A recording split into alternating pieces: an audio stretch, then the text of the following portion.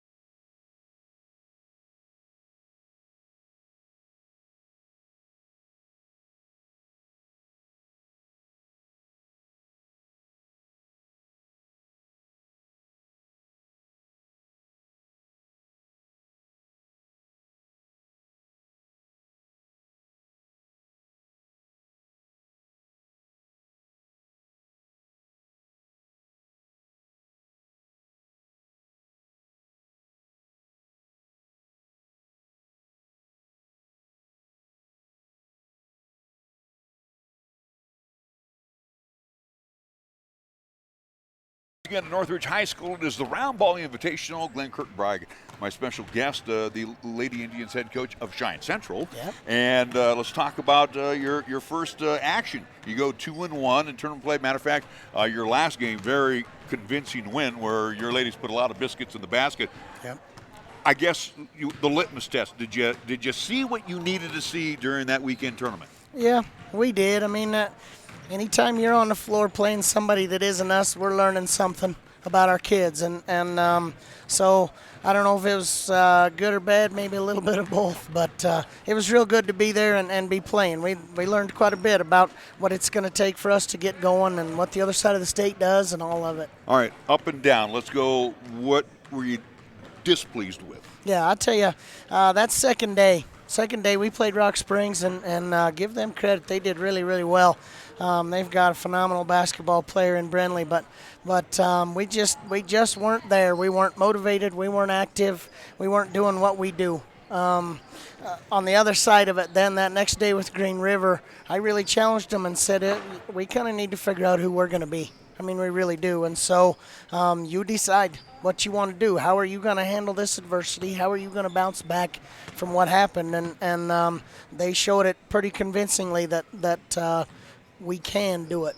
You know, one of the things I liked as I was following the weekend, and again, as you mentioned, the Rock Springs clash did not go the way of Cheyenne Central. But one thing about this team is the offensive firepower. When they get hot, this is a very dangerous team. You have to be very impressed with that. Yeah, very, very. They're incredibly talented. They're a lot of fun to be around, and what you said's right. When the shots are going, they're going to be really fun to watch. I don't know that I've ever had a team anywhere put up 83 points on this side of it, and so it's fun. It's fun. But one thing we talked about with Rock Springs is we did not shoot it well at all, and again, that's credit to them. But we did not shoot it well, and we have to be able to win games at this level on our side of the state. All of that, we've got to be able to win games when we're not hitting shots. You got a tournament this weekend here with Colorado teams. Loveland on tap first. Yep. They're 4-0 out of the box. This is a pretty decent Loveland team. They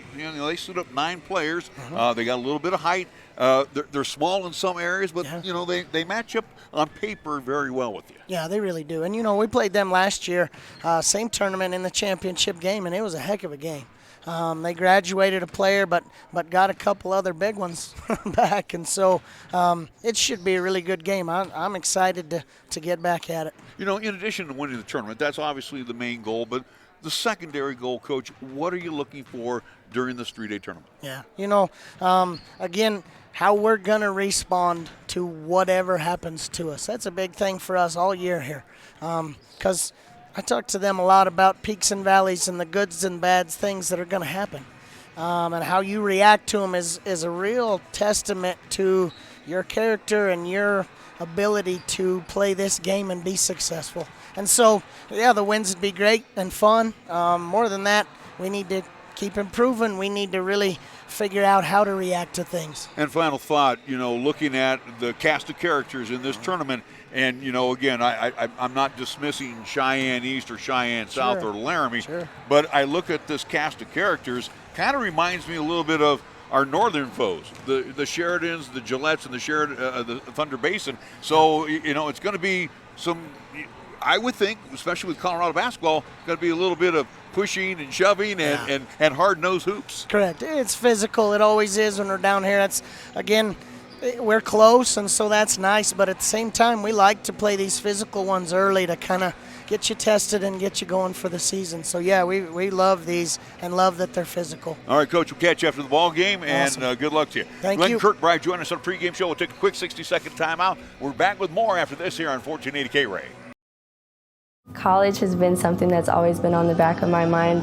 This is where I found what I wanted, one of my passions, what I really love to do. In class, I feel more engaged. The people here do care about you, and they want to help you succeed in life. They make it so easy to be a parent and be able to still go to school. I like the way I'm improving. I love being, part of the LCCC family, and I'm glad I made this step in my life.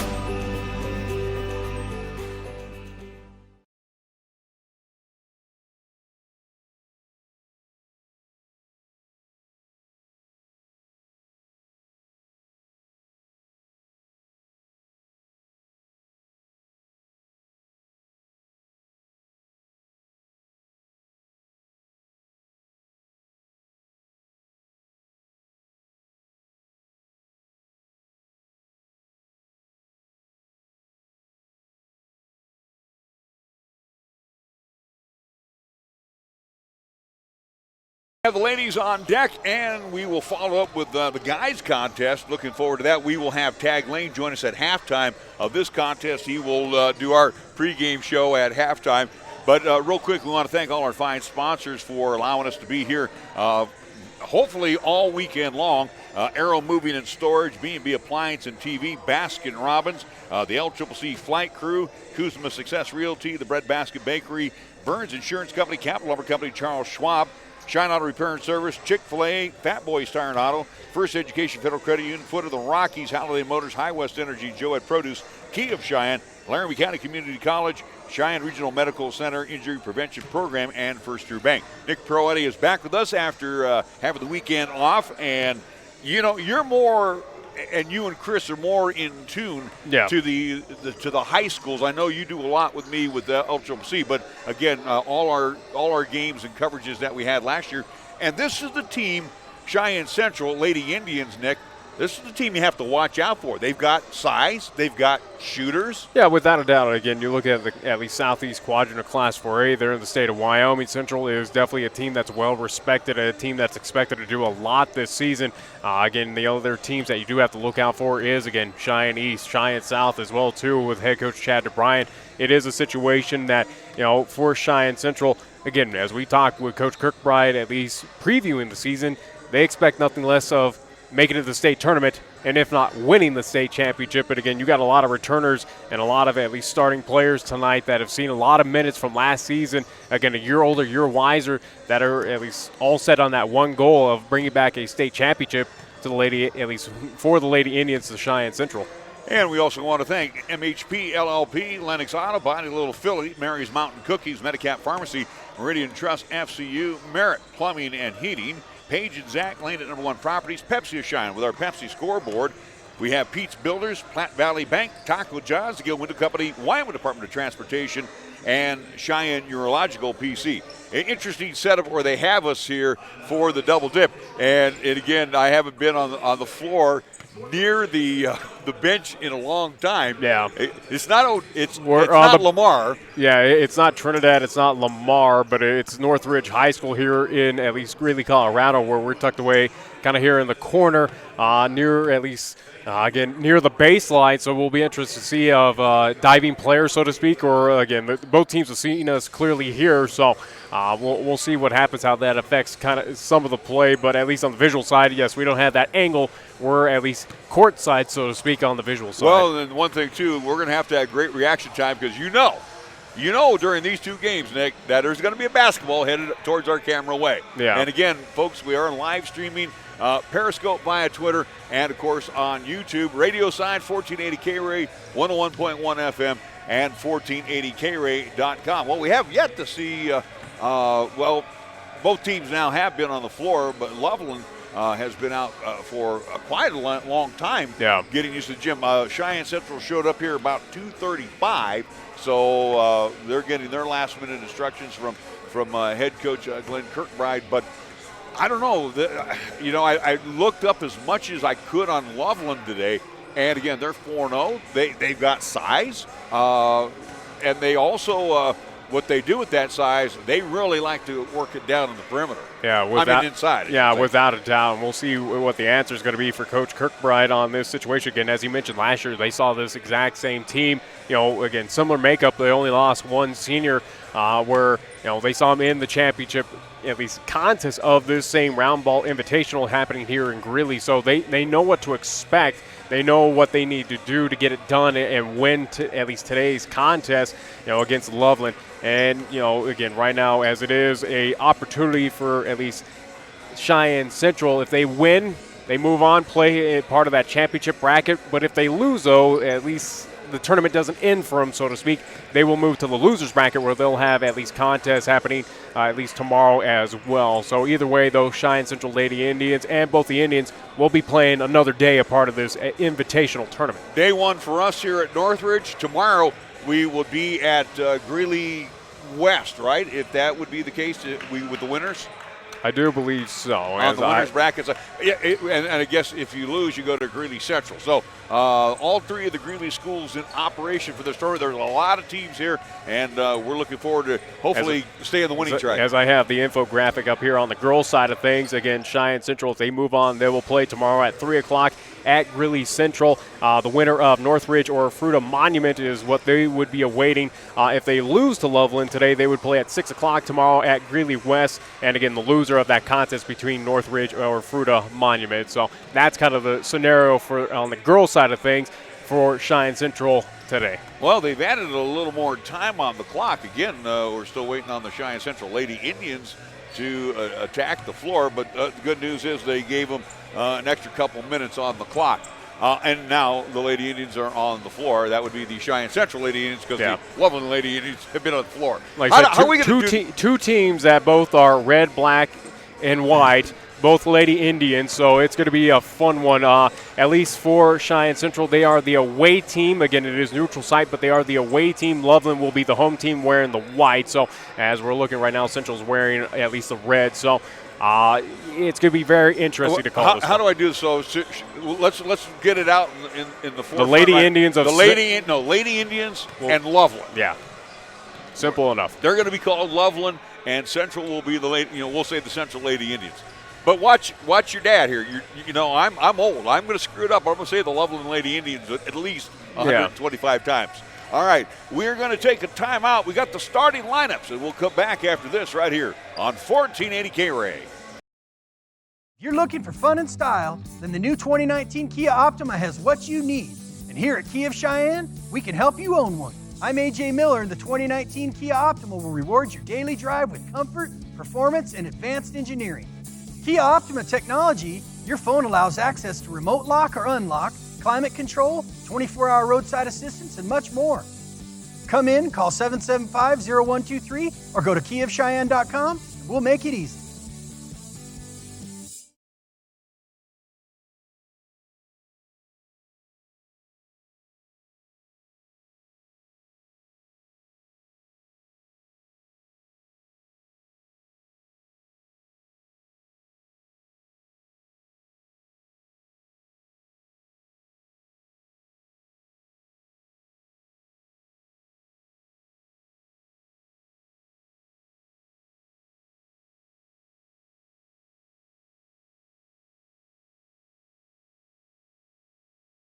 The Indians, and you know, Nick, for me, it's almost been 2 years since I did high school, so I know a couple of the names. I remember them when they were very young and performing for Coach Kirkbride, again in his 4th season with Cheyenne Central. This is the way they're going to be coming out on the offensive side, or their starting 5.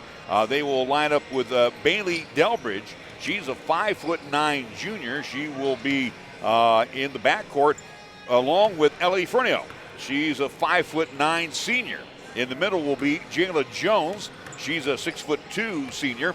And Jordan Jones on one wing. She's a sophomore. She's 5'10". On the other wing will be McKenna Sally, who is a senior. So it will be Delbridge, Fernio, Jones, Jayla Jones, Jordan Jones, and McKenna Sally for head coach Glenn Kirkbride. Correct you on that one. It should be Salee. Salee, excuse me. I appreciate you doing that there. So we make that adjustment here. So Salee will be joining Jones, Fernio, and Delbridge. And again, this is a Central High Lady Indians team that comes into this contest 2-1 after competing up in the at least Casper Buick Invitational Tournament this past weekend. You know, look at Saturday's previous score for Cheyenne Central as they took on Green River High School. Cheyenne Central Lady Indians take care of business 83-64. So that is their last contest happening this past Saturday up there at Casper. And real quick in that game too, Nick Bassert, who comes off the bench, Kelsey Bassert had 20 points in that contest. Delbridge added 19. Fernio had 16. All right, we are going to take a timeout, and when we come back, we will check in with the Loveland Lady Indians starting lineup after these words right here in 1480 KRAE.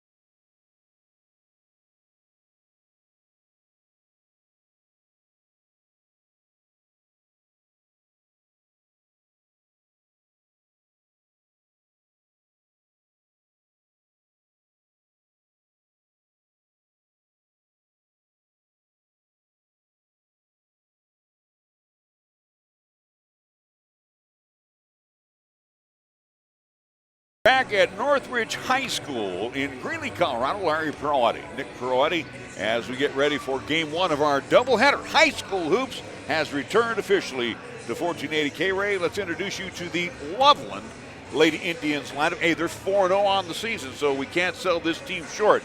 And they're going to come out this way. They may not be tall in some areas, but again, they are big where they need to be, and that's right there in the middle. In the backcourt will be Megan Stackhouse. She's a 5'3" senior. She'll be joined by Avery Bueller. She's a 5'6" junior. In the middle will be Kisa Borman, who is a sophomore. She is 6'1".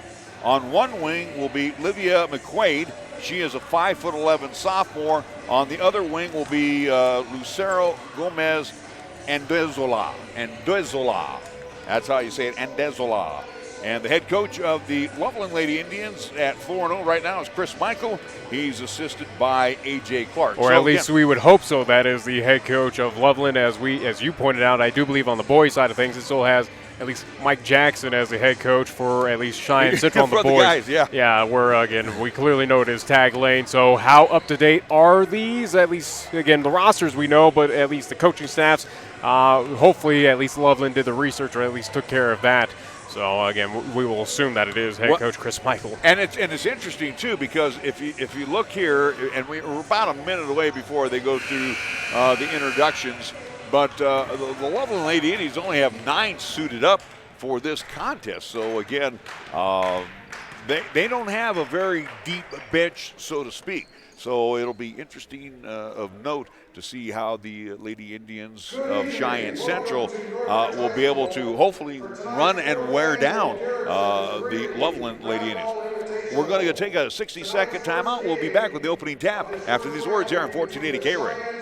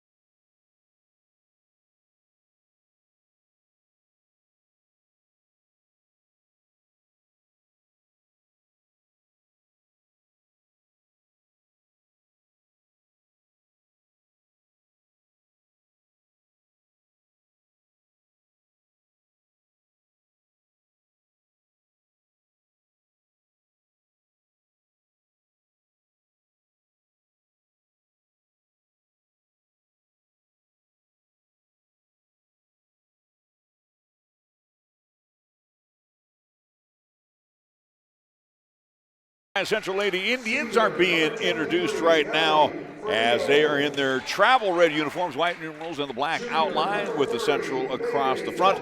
And for Loveland, they will be in the white uniforms with the red numerals and the black outline, like you said, Nick. Basically, they have Central's home colors. Yeah, it's just reverse, a slight different shade of red for both. So, again, at least it will be easy enough to determine at least with the names on it. Again, also, too, again, Central is the road team, at least in this entire tournament. The red team is the good guys out of that, or the good ladies for today. All right, so we're about ready for the opening tap. And again, tournament action today, tomorrow, and Saturday before they break for the Christmas break. Yeah, again, this will be the final, at least, tournament for Cheyenne Central. Cheyenne East is competing down, at least in Windsor, power to play. And I do believe Cheyenne South is somewhere, at least up north. I do believe they're competing up in Gillette, at least this weekend. So, again, all six teams from Cheyenne East, Cheyenne South, and Cheyenne Central all competing this weekend before they head into the Christmas break and get ready for the Taco John's Invitational happening in Cheyenne, at least coming up in January. So the Lady Indians of Cheyenne Central on the floor right now, again, with Delbridge, Fernio, Jayla Jones, Jordan Jones, and McKenna Salee. And for the Lady Indians of Loveland, it will be Stackhouse, Bueller, along with Anna DeZola, McQuaid, and Borman. So we are about ready to get going. The officials have broke their huddle as they now will go to the floor, as we have standing in center circle right now for Cheyenne Central. It is Jayla Jones. She will be opposed by the sophomore Borman for Loveland. And the officials about 6 inches shorter than both of the ladies. Yeah. As we are ready to get things going, ball is up in the air. Tap down will come down to the Central Lady Indians as Jayla Jones will end up with it. And she will dump it over into the hands of Fernio. Fernio on the far side will give it off. As the Lady Indians' first shot is no good. Can't see it from this part of the floor, but it will come down into the hands of Loveland as Zink brings it down on the far side to Stackhouse. Ball knocked out.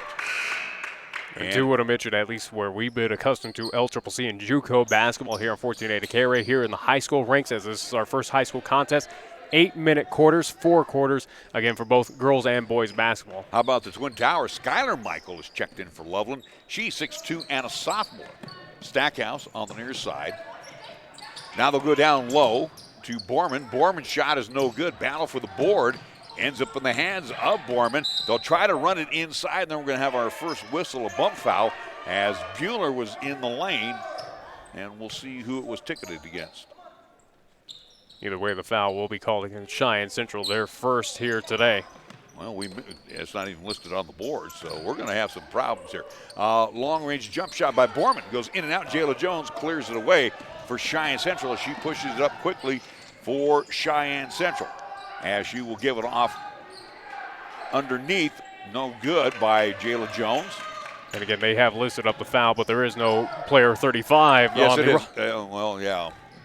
I think they might have missed at least probably for 32, being at least 32 would be Jayla Jones for Cheyenne Central. So we'll give Jayla the first whistle of the evening as we are back to live action. It's Bueller on the far side, and they're attacking the zone right here in front of us as they're going left to right across your radio and live stream dial.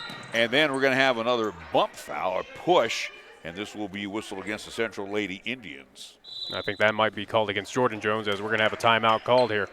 And again, the numbers that we got are totally wrong. So we're going to take a quick 30-second timeout. We'll be back right after this here on 1480 KRAE.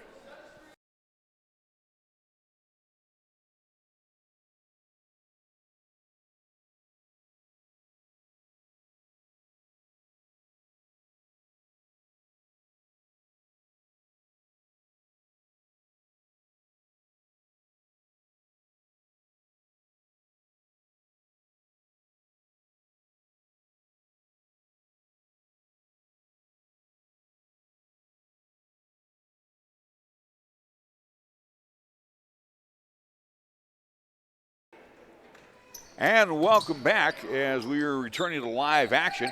Inbound will come to Bueller. Bueller near center court, being harassed by Delbridge. They'll give it off to Borman. They're in a long jump shot by Michael is no good, and it's pulled down quickly by the Lady Indians. Behind the back, going coast to coast with it and then dumping it off the window and good. I do believe that was Delbridge with the basketball. First 2 points by either team. Central up by 2. Nice job by Fernio. Taking it inside is Michael. Her shot is no good, and hold everything. We're going to have a whistle, and we're going to have a turnover in the backcourt. That one will be whistled against Jayla Jones. Cheyenne Central did a little shifting of numbers on us. That's why we're kind of sitting here going, what the heck's going on? Yeah, here? these pamphlets, at least doled out here by Northridge, have not been too accurate here. Inbounds will come now to Michael. Michael's pass taken away, and Fernio going all the way with it. Dumps it down low, and shot partially blocked by for Jayla Jones. And it'll be picked up. Another bad pass, and Delbridge comes away with it. She's fouled in the backcourt, and she will be fouled by Bueller. So first team foul called against Loveland here in this contest. Cheyenne Central does have 2 team fouls, and again, they lead this contest right now 2-0. Delbridge will inbound it to Fernio.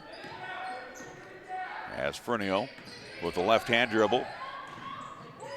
Takes it down along the baseline, kicks it into the corner to Delbridge. Delbridge with the dribble drive and then runs right in to the big body of Borman. Borman will be caught for the blocking foul.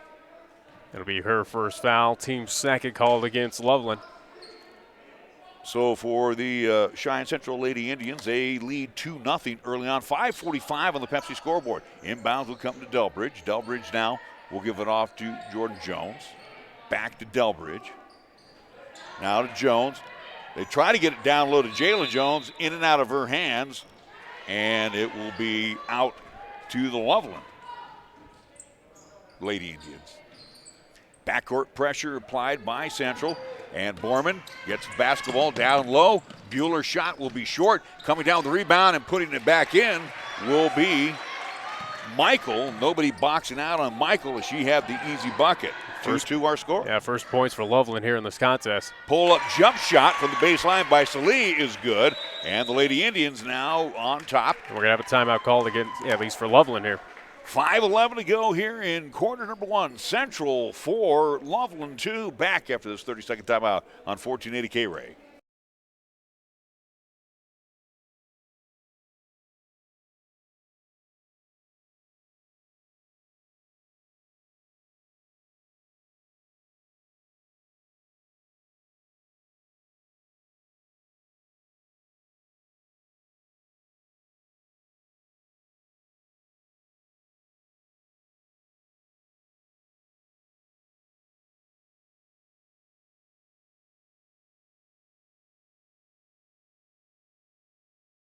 Well, Nick, I had to make a corporate decision. I'm going to have to stand up because we just can't see They got us tucked in the corner here at the gym. Not ideal out here at North Ridge, but again, we're trying to make do with it. But you can see it all on the live stream, so whatever we miss. If it's on the far end, it's pretty small over there. But again, yes, we're trying to do our best, best we can with the situation that we have here in Greeley. Bueller will get it down low. Michael has her pocket picked by Fernio.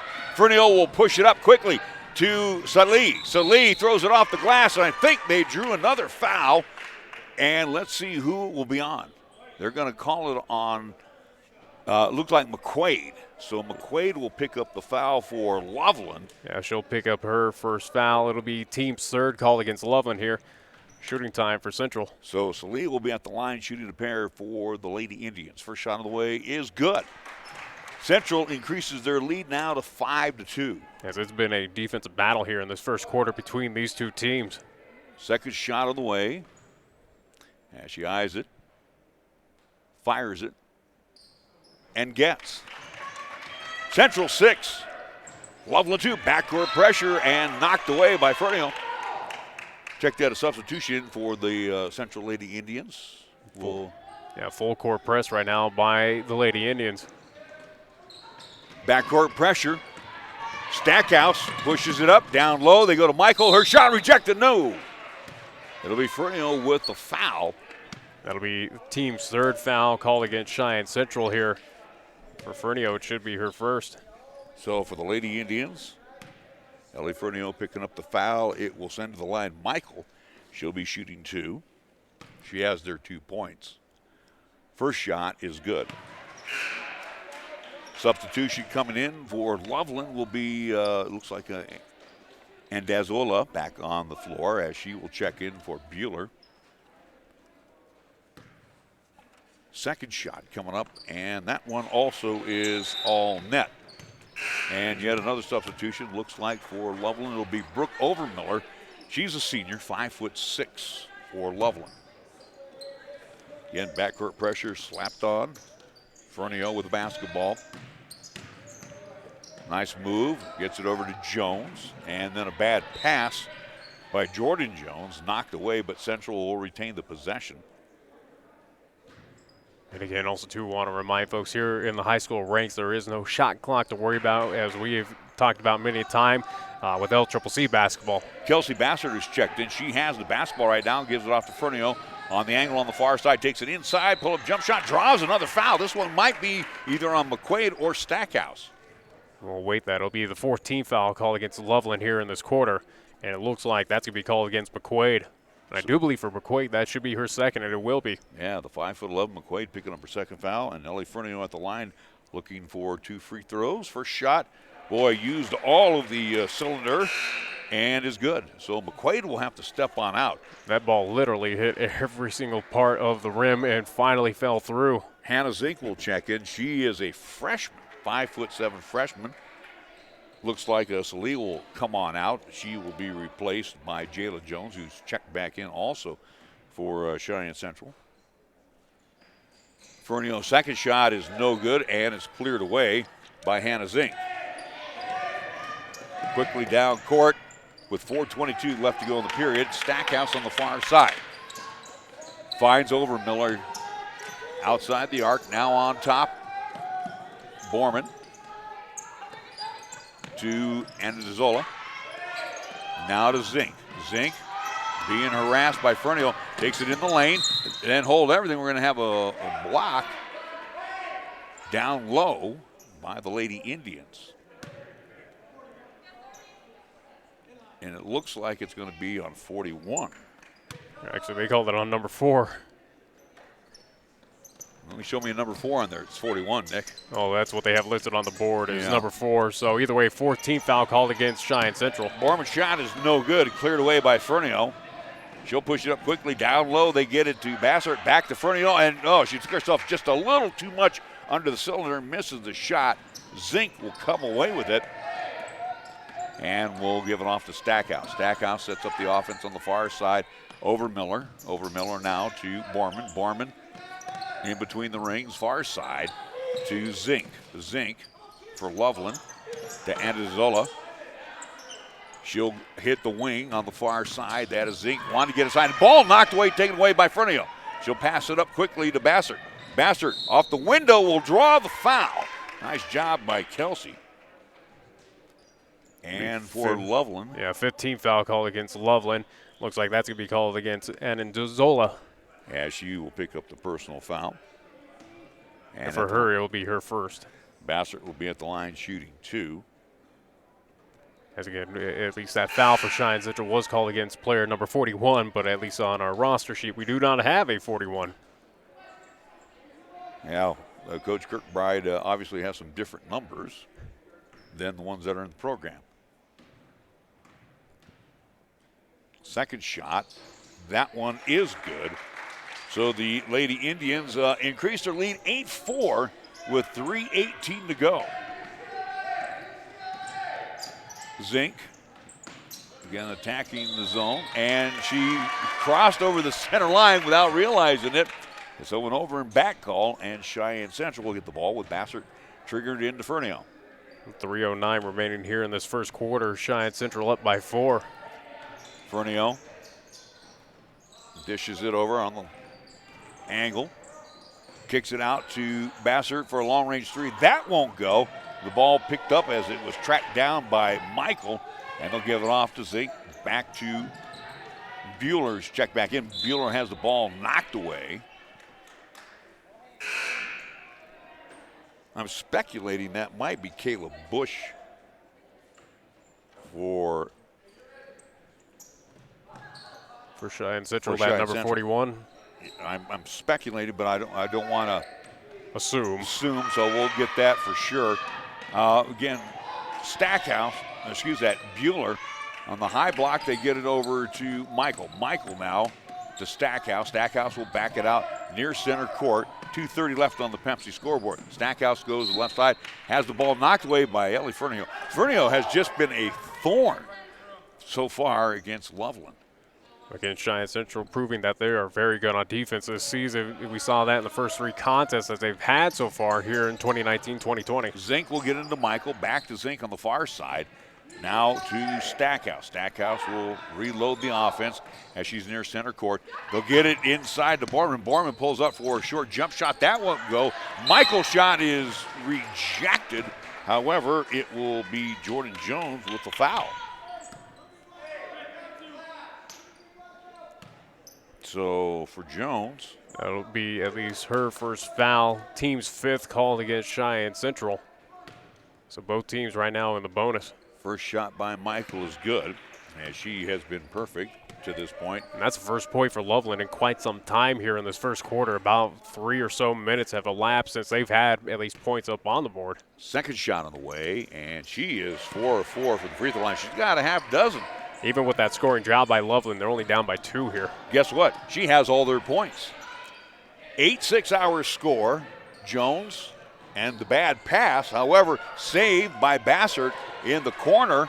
Her shot is rejected. A battle for the basketball, and last touch, it looked like Michael knocked it out. And I almost said LCCC. And Central will have the basketball. They will load it up to the right of their bucket. So let's see who will trigger it in. It looks like it's going to be Jordan Jones. She taps the basketball. Needs to fire it in, does so to Bassert. Bassert will give it off to Fernio. She tried to get it down low, it looked like to Jayla Jones, and it's knocked away and taken away. Here comes Stackhouse. Stackhouse on the high block, they'll get it to Michael. Michael almost walked with it to Bueller. Bueller back to Stackhouse. $1:40 left on the Pepsi scoreboard. They get it inside to Borman. Borman kicks it back out for the long-range 3. Air ball launched by Stackhouse, and it's picked up by Jordan Jones. Quickly down court, Fernio. Fernio goes all the way with it and draws the foul.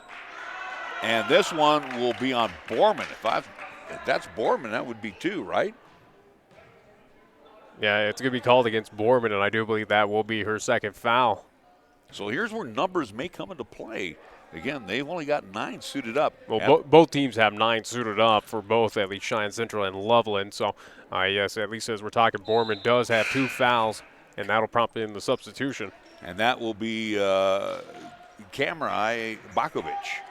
She is a 5'6" sophomore. And I'm assuming that first name is probably Camry. Camry. And for the Lady Indians, again, another number that we don't have. Second shot is good. And for Central, they lead 9-6 as Ferdinand will get her first break of the afternoon.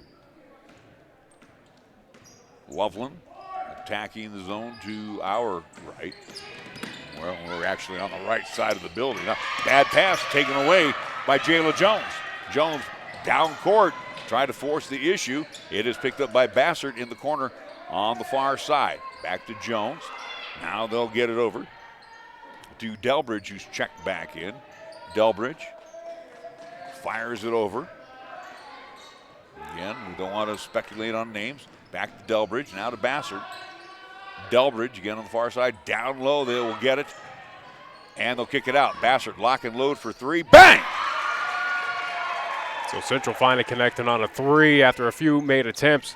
Again, now lead by 6 here in this contest. 12-6 hour score with about 40 seconds left in quarter number 1. Stackhouse pulls up from about 18. That one hangs on the top of the rim, no good. And then the ball taken away, hold everything. We got a whistle down low as Bakovic had the rebound, and then reaching over and picking up the foul is going to be Jones. Yeah, Jayla Jones will pick up that foul. And I do believe for Jayla that should be at least her first. Bakovic gets it in. Banking it off the window is Michael, and she is money in the bank inside. And I actually do want to stand corrected with Jayla Jones. She picks up her second foul of this contest. Bassert over the timeline with about 20 seconds to go. They'll kick it over the corner. Down low, bad pass, but Jayla Jones is there to pick it up. She'll take it inside, pull it from about 12. That one off the front of the iron, no good. Rebound, pulled down, hold everything. I think we're going to have a reach-in foul inside. And it will be on the Lady Indians. Of Loveland. Of Central. Of Central, actually. Yeah, Central Lady Indians. And I think it's shooting time. Well, both teams now in the bonus. And it will send Borman to the line. Kisa Borman at the line. She'll be shooting 2 times. Or shooting 1 and 1, I should say. First shot is good. So they are perfect on their free throws, Nick. They're 5 of 5. That's what's keeping them in the ball game right now. 9 seconds left on the clock. Second shot is also good as well. The bigs are 6 of 6 at the free throw line. Well, again, if they're going to get that opportunity from the charity stripe, again, they're making the most of it. Again, only down by 2 here in the first quarter. And Dazola back into the contest. 3 seconds left. Delbridge pull up for the long-range jump shot. That is no good. After 1, Cheyenne Central leads 12-10. We're back after the 60-second timeout on 1480 KRAE.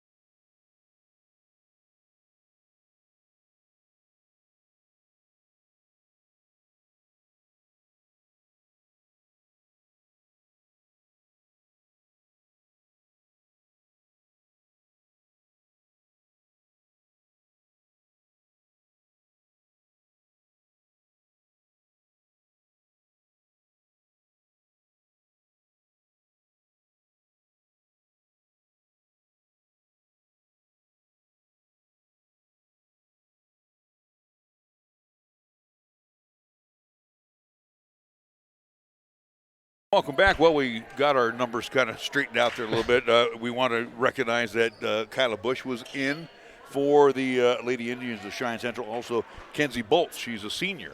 She's not wearing the number that was on the scorecard that we had. Yeah, as they were listed for both 2 and 5. Clearly that is not the case here, again, of what our roster says and what is currently on the floor for Cheyenne Central. It will be Loveland basketball as we open up the second quarter. Long range pass into the corner on the far side to Bueller. Bueller on top to McQuaid as she's back in with 2 fouls. Now Bueller near the center court stripe. will start the offense with Stackhouse to Michael, back to Stackhouse. Good defense by Cheyenne Central, and now denying the inside. Stackhouse has to fire it over to Bueller. McQuaid crosses over, bad pass, but it's picked up by Stackhouse. Stackhouse now to Michael. Her short-range jump shot is no good and cleared away by Salee. Salee in the backcourt. Caught up in traffic, gives it off to Delbridge. Delbridge with the right hand dribble, now into the corner for the Central Lady Indians. They'll give it off to Cowley. And I missed the shot. Nick, who hit that one? I cannot see as far again as I'm at least trying to track on the visual I do side. believe it was Fernio that got it for the Central Lady Indians. In the corner is Borman. Now they'll go to McQuaid inside. McQuaid to Michael. Her jump shot from long range is no good, but it goes in and out of the hands of the Lady Indians. They had 2 shots at it, and they've missed both. McQuaid misses the shot. Rebound comes out to Borman. Her shot is long and strong, and it goes out, and it will be out to Central. But either way, a turnover, at least chance for Cheyenne Central to extend out their 4-point lead here in this contest. Do want to keep at least folks updated. 17 fouls called for Cheyenne Central here so far in the first half, 6 for Loveland. Delbridge will give it off to Salee inside to Fernyhill. Now they'll go over to Cowley. Back over to Delbridge. Lock and load for 3. That one will be no good by Salee. Rebound quickly pushed down by Stackhouse. Try to force one inside, and it goes in and out of the hands. They're going to say it was touched by Bueller, by Central. It went off the fingertips of Bueller. As we're going to have substitution for Loveland in, at least it looks like Hannah Zink. So Zink will come back in, and the inbounds by McQuaid. McQuaid will waft it in to Michael. Her jump shot is no good, and the rebound pulled down by the Lady Indians. That's Jordan Jones. Quickly to Delbridge on the far side. Delbridge inside to Fernyhill. They'll kick it back out. Long range 3. That one is no good for Cheyenne Central, as Rory Cowley could not get it to go. Quickly, Zink, as they try to force it inside, as it was Hannah Zink's pass knocked away. You can see the hands moving inside for the Lady Indians, especially on the defensive side here in front of us. McQuaid will trigger it in. She will load it out to Stackhouse as she fires it out there with 5:40 on the Pepsi scoreboard. Now to Bueller. McQuaid in the corner of the far side. Double team ball knocked away, taken away. Loose on the floor, picked up by Cowley. And then Cowley's fouled in the backcourt. And this might, if this is on McQuaid, that'll be 3. It should be called against McQuaid as she kind of throws up her arms. Either way, that'll be 17 foul called against Loveland here in this contest. And again for McQuaid, that should be her 3rd, as we are waiting for that to at least be posted right now. So for McQuaid, foul number 3. And for the Central Lady Indians, they're going to be shooting. That's why I was wondering what was going on here. Well, now they got the incorrect at least tallies up there for at least teams. They added a foul for Cheyenne Central and said this should be for Loveland here. So Cowley will be at the line. She'll be shooting 1 and penalty for the Lady Indians. Now they got McQuaid's proper foul count up with 3. Yeah, so both teams should have 7 apiece here, at least of the foul totals in this contest. So Andazola will come back in. But give credit to Cheyenne Central again. We know that this team has been kind of defensive-minded this season, or at least that's kind of the philosophy for Coach Kirkbride here. But again, we're seeing it here full force against this Loveland team. First shot by Cowley is good. Rory, as she hits that first free throw. And it's now 15-10. Yes, again, it's early into the high school season. Everyone's got a little rusty, or at least try to get things figured out here. Second shot. One thing I do like about Central, they're fiery. Oh, yeah. So Cowley will come on out. Bassert back in for the Indians. That's the Central Lady Indians. Central and Loveland battling here in our first contest on the ladies' side. Stackhouse for Loveland on the far side. Drops it back to Andazola. She's at the top of the key. Can't get around the elbow. That was cut off, so they'll give it back outside to Stackhouse. She will reload the offense. 5:10 on the Pepsi scoreboard. She's being hounded by Delbridge. Her pass down to Overmiller. Overmiller wanted to get inside, and then bad pass taken away by Fernyhill. Ellie pushing it up quick, and then lost the handle of the basketball. So turnover once again by the Lady Indians. So for the Central Lady Indians, they return the turnover.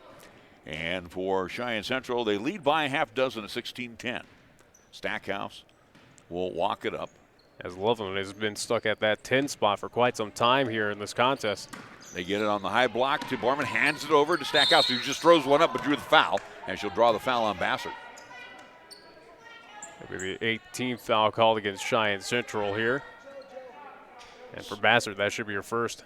Well, you know, the interesting part of that one, as she just threw it up, Stackhouse did. Well, I mean, that's all. I mean, she knew she was going to draw the foul. Yeah, again, that's the smart play right there. Again, at least give that opportunity for at least shooting time. That's a veteran for you in Stackhouse, who's a senior. She misses on the first free throw attempt, and that will end their streak at 6. Hold everything, got a whistle now. As the refs are going to convene on something right now.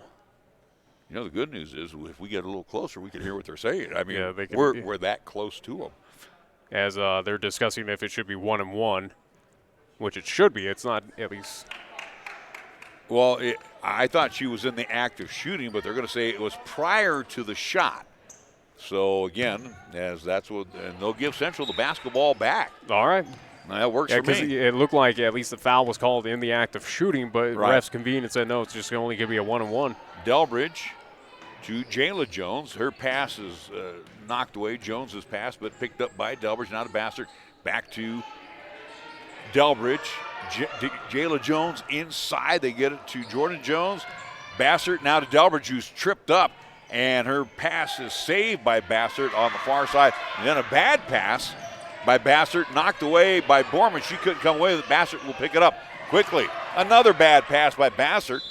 And Fernio tried to slam it back on Michael, and Michael got out of the way. Just kind of did a little volleyball spike right there. It'll stay with Loveland here. 4:05 left to go in the first half. 16-10 our score. As right now refs are convening with the scores table about something. Well, at least it's not a shot clock. Yeah, at least we don't have the shot clock issue. I got to just get out of the LCCC mode. Stackhouse. As it is our first high school action here on 1480 KRAE. Mine in a long time. Stackhouse. Bad pass as Zola wasn't looking for it. Fernio will come away with it. Kicks it over in the corner. Lock, load for 3. Bassett hits it off the top of the standard and hold everything. Got a whistle. And I don't know. I think it's going to be a loose ball foul. I do believe so, as players are moving towards this at least side. Surprised at least where that hit on top of the standard that was not at least considered out of bounds. So Bailey Delbridge will pick up her second personal foul. Team's ninth against Cheyenne Central here. And that will send Stackhouse to the line. She missed on her only attempt last time. It's still 1-1. Shot on the way. That one is no good. And a big rebound by Jordan Jones. She pushes it up quickly with the left hand over the timeline. Now we'll drop it back to Delbridge. Delbridge on a bounce over to Bassett on the far side. Back to Delbridge. Back over to Bassett on the wing. And then she'll get it in the corner. Bad pass taken away by Jordan Jones. Stackhouse comes away with it. She's being harassed from behind. And then she loses the basketball. Delbridge ends up with it quickly to Jordan Jones. Off the glass. That is no good. We finally got a shot up at least. As Michael, check that, Borman will clear the board and will give it off to Bueller. Bueller now to Stackhouse on the near side. His offense has been pretty sporadic by both teams right now in the second quarter. A lot of turnovers here in the first half. Stackhouse in between the loops with the left hand, terminates, gives it over to Bueller on the far side, holds it up high. Now on the high block, they get it to Borman. Borman down low to Michael. Michael's air ball, and it's picked up on the rebound side by Fernio, pushing it up quickly to Bassett. Bassett, stop, pop, and get! As she will hit for about 17 there on the jump shot. Timeout called by head coach Chris Michael of Loveland. 2:43 left to go first half. Central leads 18-10. We're back after this 30-second timeout on 1480 KRAE.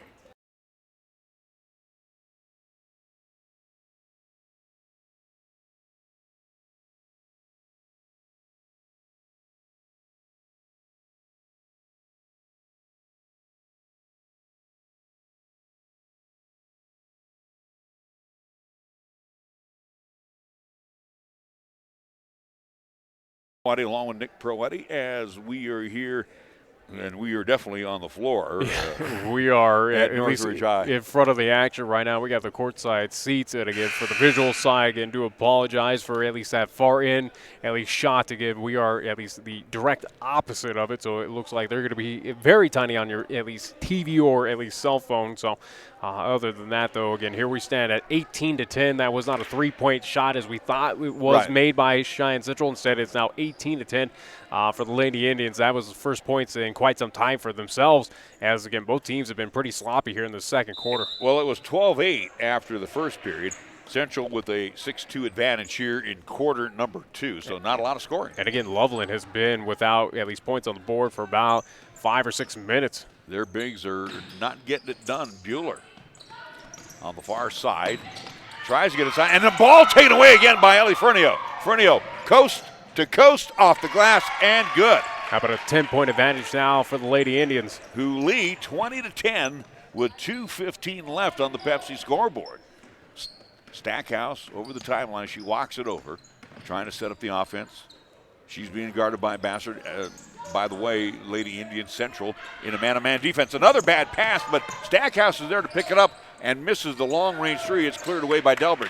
Delbridge outlets it quickly to Fernio. Fernio gets in the lane, then kicks it over. Baseline jump shot is no good. Hold everything. We got a whistle after the shot as Bassert misses the shot. Let's see what we got. I think it's going to be on Loveland. It should be on Loveland as everyone's setting up for Central, at least free throw. We'll see what the foul's going to be called against, at least who it will be. It looks like Overmiller will pick up the foul. That'll be team's 8th called against Loveland here. I think it was in the act of shooting, so Bassett's going to be shooting 2 times. First shot on the way is off the front of the iron, no good, as it skims off to the left. For Brooklyn Overmiller of Loveland, that is her first foul called at least of this contest. So Bassert will try to connect on the second free throw attempt. $1:51 left on the Pepsi scoreboard as Central leads 20-10. Second shot. That one finds the distance and is good. So the Lady Indians of Central lead 21-10. Stackhouse over the timeline will give the ball off to Zink, who's checked back in. Hannah Zink. Bad pass again, taken away by Fernio. Fernio is just making a living. And off the window and good. It hit off the back of the iron. It thought about spitting out, but it fell through, thankfully. 13-point advantage now for the Lady Indians. Talk about a wrecking crew. Ellie Fernio, they're going to have visions of her all night. Long-range three. That one is no good by Borman. And then a battle for the board with Bakovic, who's checked in. Let's see what we got here. I think should be a foul called against Cheyenne Central. Is it going to be on Ellie because she was over the back? It will be called against Fernio, so she'll pick up that foul. That'll be team's 10th called against the Lady Indians. Her second. So double bonus, so to speak, for at least Loveland here in this contest. And as you mentioned with Fernio, her second. Bakovic first shot off the back of the iron, bounced up and in. And that is the first points for at least for Loveland here in the second quarter. Like I said, in quite some time, they have been very quiet. They've only got 3 here in the quarter altogether. And the second shot is no good. Bassert will clear it away. Checking back in for the Lady Indians, Salee of Cheyenne Central. Jordan Jones with the basketball, now gives it off to Bassert on the far side. High on top, they get it to Jayla. Back over to Bassert. Bassert now to,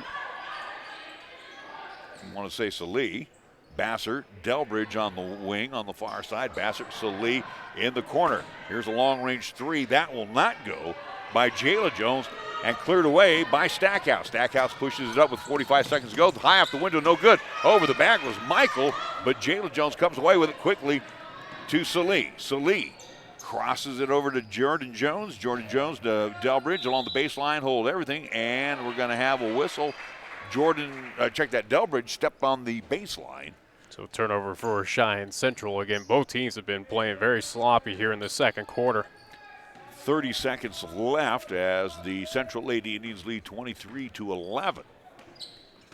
Stackhouse on the far side now trying to take it in. Had to dump it back quickly to Zink. Check that to Bakovic. Bakovic now to Stackhouse. Her baseline jump shot. That one skims off the rim. Pulled down quickly by the Lady Indians of Central. Jordan Jones dumps it in the corner. Bassert lock and load for 3. That won't go. Rebound pulled down by Stackhouse as time expires in the first half. Central leads 23-11 at the intermission. We will be back after a 2-minute timeout right here on 1480 KRAE.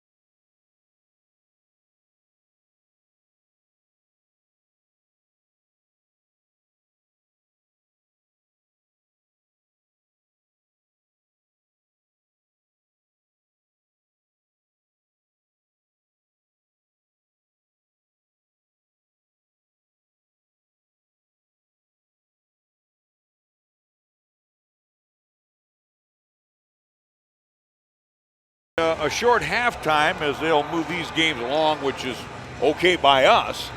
We were hoping to have Tag Lane. He said he was going to join us, but he's on a milk carton right now. So I sent him the ever lovely text to hopefully join us. So hopefully he's got his phone or at least realizing it. So hopefully we'll be able to. But as again, boys right now at least getting all warmed up for their contest that will be happening immediately after the girls' game wraps up here at Northridge, as they will take on the Loveland Indians. Again, as it is Cheyenne Central versus Loveland ×2 here at Northridge, part of this round ball invitational.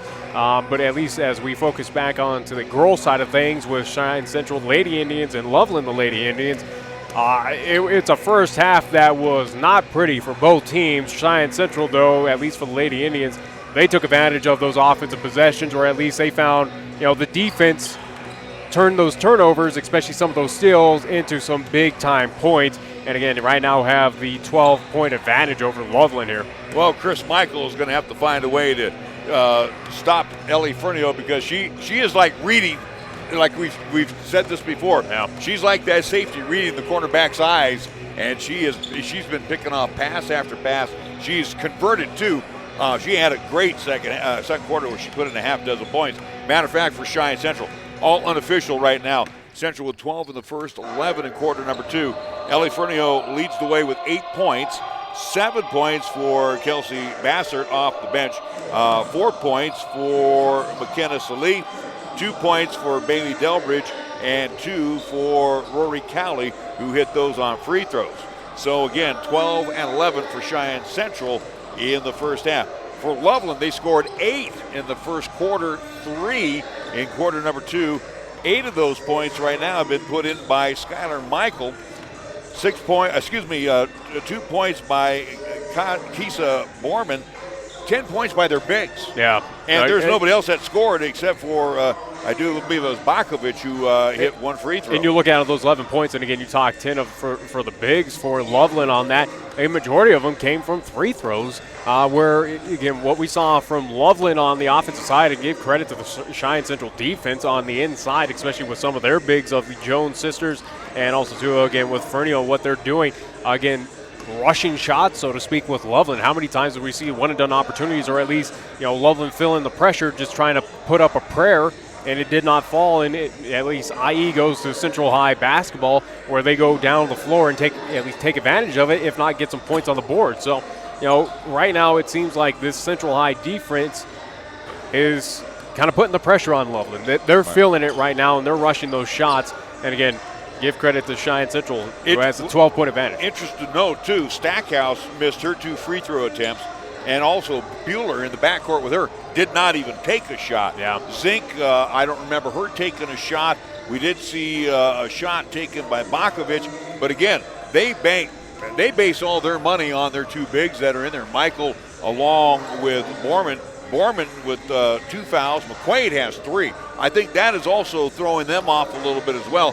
When she picked up her 3rd foul midway through quarter number 2, and she's been sitting on the bench. So again, right now puts a little muscle on the bench for them. Right now it's showing that Loveland, once they have at least some pressure on them, or at least relying on some of those, at least some of the height that they have for that Lady Indians team, again, it shows that they're very one-dimensional. They have no one else to kind of step up and take care of business, and it shows right now in this first half. For Cheyenne Central, you just got, basically for Coach Kirkbride and telling his team, at least in the locker room, keep what you're doing. Well, what you're doing is working well. And Central, too, wants to run. You can see that. If they get the ball there, they're doing the transition thing. They're pushing it up, so they're trying to run Loveland out of the building. Well, so far they lead by a dozen here at the intermission. Well, I don't think we're going to get Tag Lane joining us here for our halftime pregame show. We know Kirkbride will come and join us for the postgame show. So we're going to take a 2-minute timeout. We'll come back with more after this on 1480 KRAE.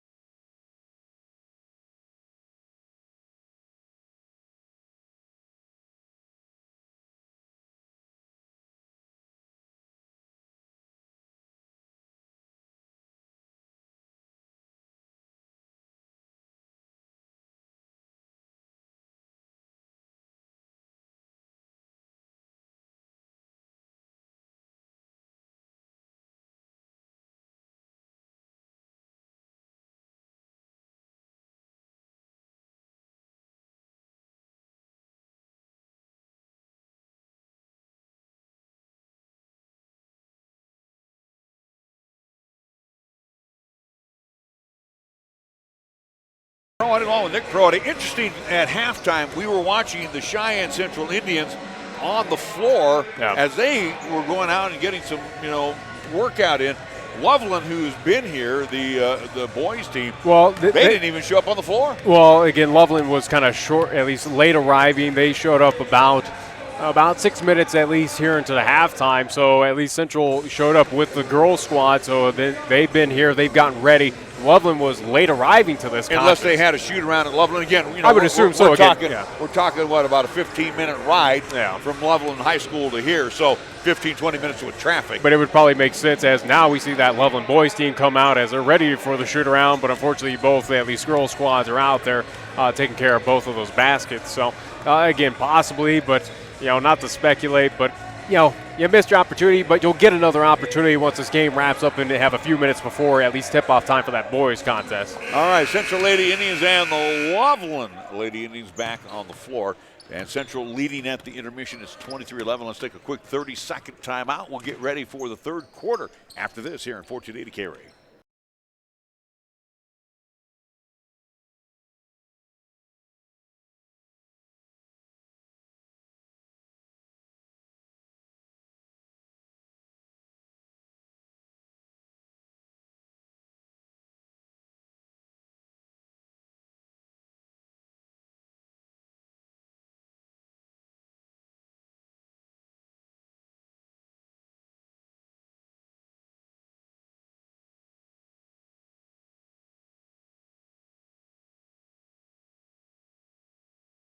For Loveland, it will be Stackhouse along with Bueller.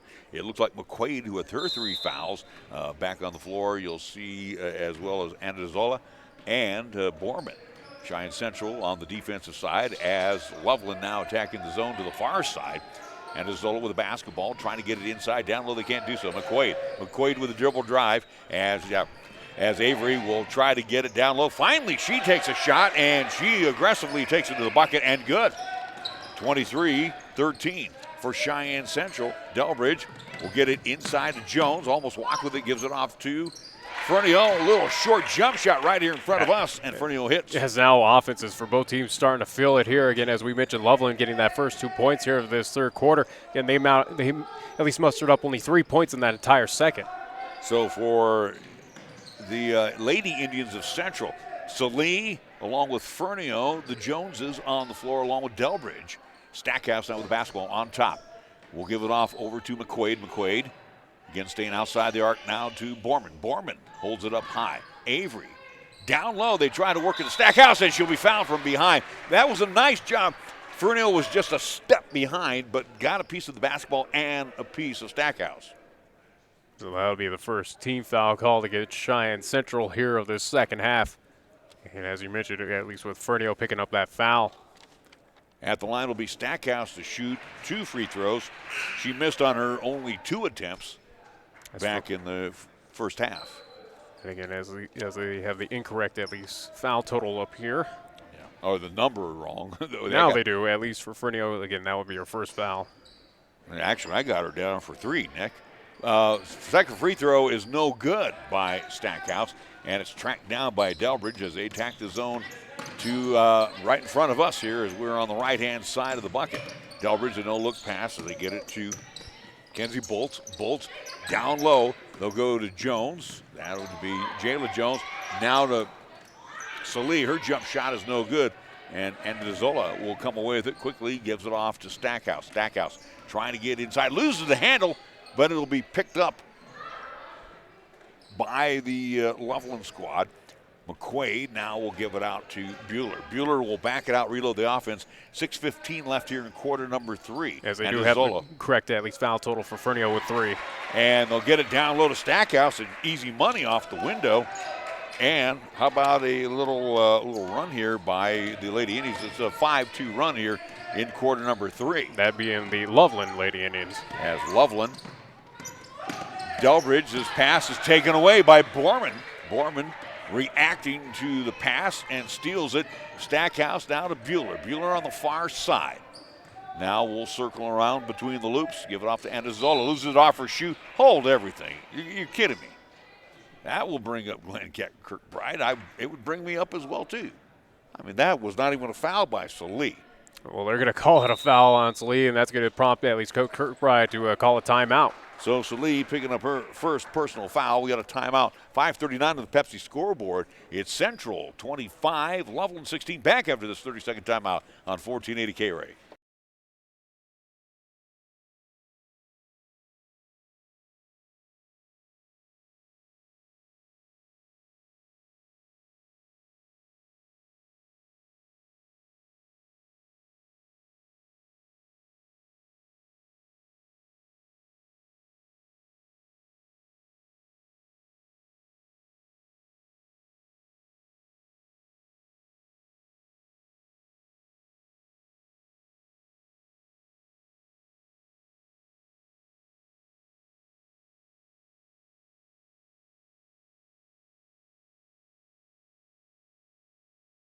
As we're sitting by the Central bench, and Coach Kirkbride not excessively happy with the style of play that he's seen as Lady Indians here.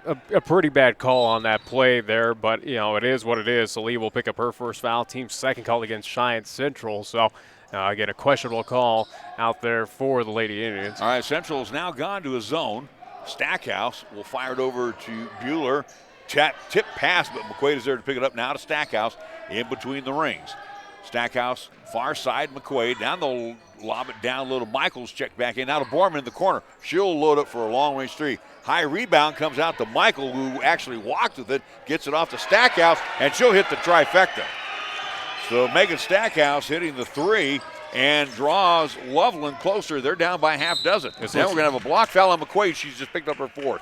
That'll be fourth on her. First team foul called against Loveland, as this Loveland squad coming out here in the second half out of halftime looks like a completely different team now. So they trail by 6, 25-19. As Jordan Jones on the far side will give it back to Delbridge in between the loops. Delbridge, a dribble, terminates it.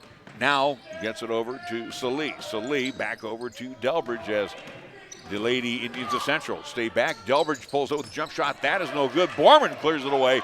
Quickly outlets it to Avery. Avery with the left hand, and she will throw it off the window rock hard. No good. And it will go out. Last touch by the Lady Indians of Loveland. And I think it went off Michael's hands. Substitutions coming back in. Zink will check in. And for Cheyenne Central, it looks like Salih will come on out. Seems like this basket here on our end, which was kind of at least rough for Loveland in that first half, is at least kind of plaguing Cheyenne Central here in the second half. Bassert in for Cheyenne Central. She's in the corner on the far side. Now to Jordan Jones. Delbridge trying to set up the offense. In between. High on top. They get a Jordan Jones uses the big body, and she will draw the block foul. Who is it going to be on? Is it going to be on Michael, or is it going to be on Borman? It looks like it'll be on Michael, I do believe. So second team foul called against at least Loveland here. For Michael, it'll be her first. Only the first on Skylar Michael, but it will send to the line Jayla Jones. It'll be Jordan Jones. She'll be shooting 2 for Central. First shot off the front of the iron, no good. And this basket on this end has not been too friendly for either team. Central with only a deuce here in the quarter. Well, like I said, Loveland looks like a completely different outfit here in the second half. Second shot is no good as well. And that's cleared away by Borman. Borman to Stackhouse. 4-10 on the Pepsi scoreboard. Period number 3. And Loveland has not led at a point in time in this contest. Central now in the zone. Michael in the corner. Bueller wants to get it on top now to Stackhouse. Stackhouse will fire it to Zink on the far side. She's double teamed, and it's taken away by Jordan Jones. Jones, bad pass, and it's going to come right over by us. And out as they try to get it to Bassert, and unfortunately it was a little too long and strong for her. So Zink will come on out, and Bakovic will come in for Loveland. And as right now, it seems like Cheyenne Central showing a little desperation, trying to rush shots and rush opportunities on the offensive side. Well, Jordan Jones had the right idea. She saw Bassert trailing just through the pass too long and strong. Bakovic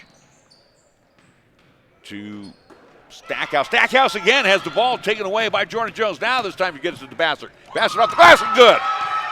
So that'll end that run by Loveland. And a timeout has been called with 3:18 left to go. Quarter number 3, Central 27 and Loveland 19 back after the 60-second timeout on 1480 KRAE.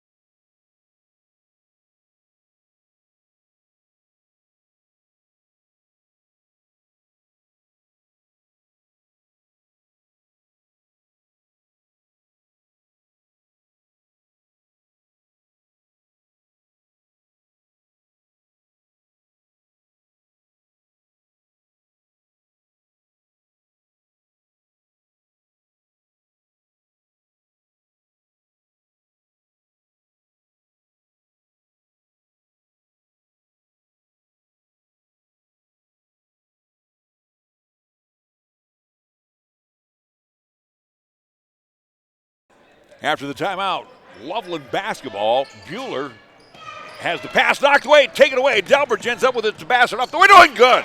Back to back, Kelsey Bassert off the window. And for the Central Lady Indians, they lead now by 10. Bueller into the corner. Michael, they get it down low to Borman. Nice move. Nice foot move on the inside. Boy, she did a nice pivot and puts it off the glass and good. As Loveland now being aggressive on the inside, at least in the paint. And again, it's paying off for them. It's now 29-21. Bolts, Delbridge, Jones, Jordan Jones, as they'll go to the far side. Bassett down low to Jordan Jones. Now they'll get it to Jalen. Jalen along the baseline, off the glass, and it won't go. But Jordan Jones comes down the rim, but high off the window and puts it in. Boy, good work that time inside by the Lady Indians of Central to make it 31-21. Yeah, good at least double team effort by the Jones sisters there on the inside to keep that ball alive and keep that offensive possession going. Michael tried to force one inside to Borman, but I do believe over the back it's going to be one of the Joneses, and it's going to be Jordan or Jayla. I think it's Jayla picking up her third. Yeah, Jayla will pick up that foul. Team's third called against Cheyenne Central. Kyla Bush, the senior, back in. She'll add some muscle inside. As you mentioned with Jayla Jones, she does pick up her third foul. Again, that prompted at least Coach Kirkbride to get her out. Inbounds to Stackhouse. Stackhouse down low. Caught up in traffic was Bakovic. Then they try to get it inside again to Avery. Her shot is short. Rebound pulled down by Jordan Jones. Delbridge down low to Bassett. Unfortunately, she took herself away. Back to Delbridge. She'll pull up for 17. Misses the shot, but she will be fouled on the play. So for the Lady Indians of Central, it will be Bailey Delbridge at the line to shoot a pair. The third team foul called against Loveland here. And the foul was whistled on whom? It was fouled against Overmiller, so she'll pick up her second. Brooke Overmiller picking up her second foul. I had to protect this from the basketball. First shot on the way by Delbridge is good. Only the third point for Bailey. 11-point lead for Central right now in this contest. Largest has been 13. Yeah, $1:56 left to go here in quarter number 3. Second shot. That one also is good. Again, Central has led this entire contest. 33-21 in favor of Cheyenne Central. Bueller across the way. Now to Stackhouse. Again, Central staying in the zone. They'll go in the corner and hold everything. We're going to have a whistle. And we'll see what the whistle. I think it's going to be on Bassett. As the refs are going to convene right now to make sure that they got the right player. And it is. It's going to be on. So Bassett will pick up that foul.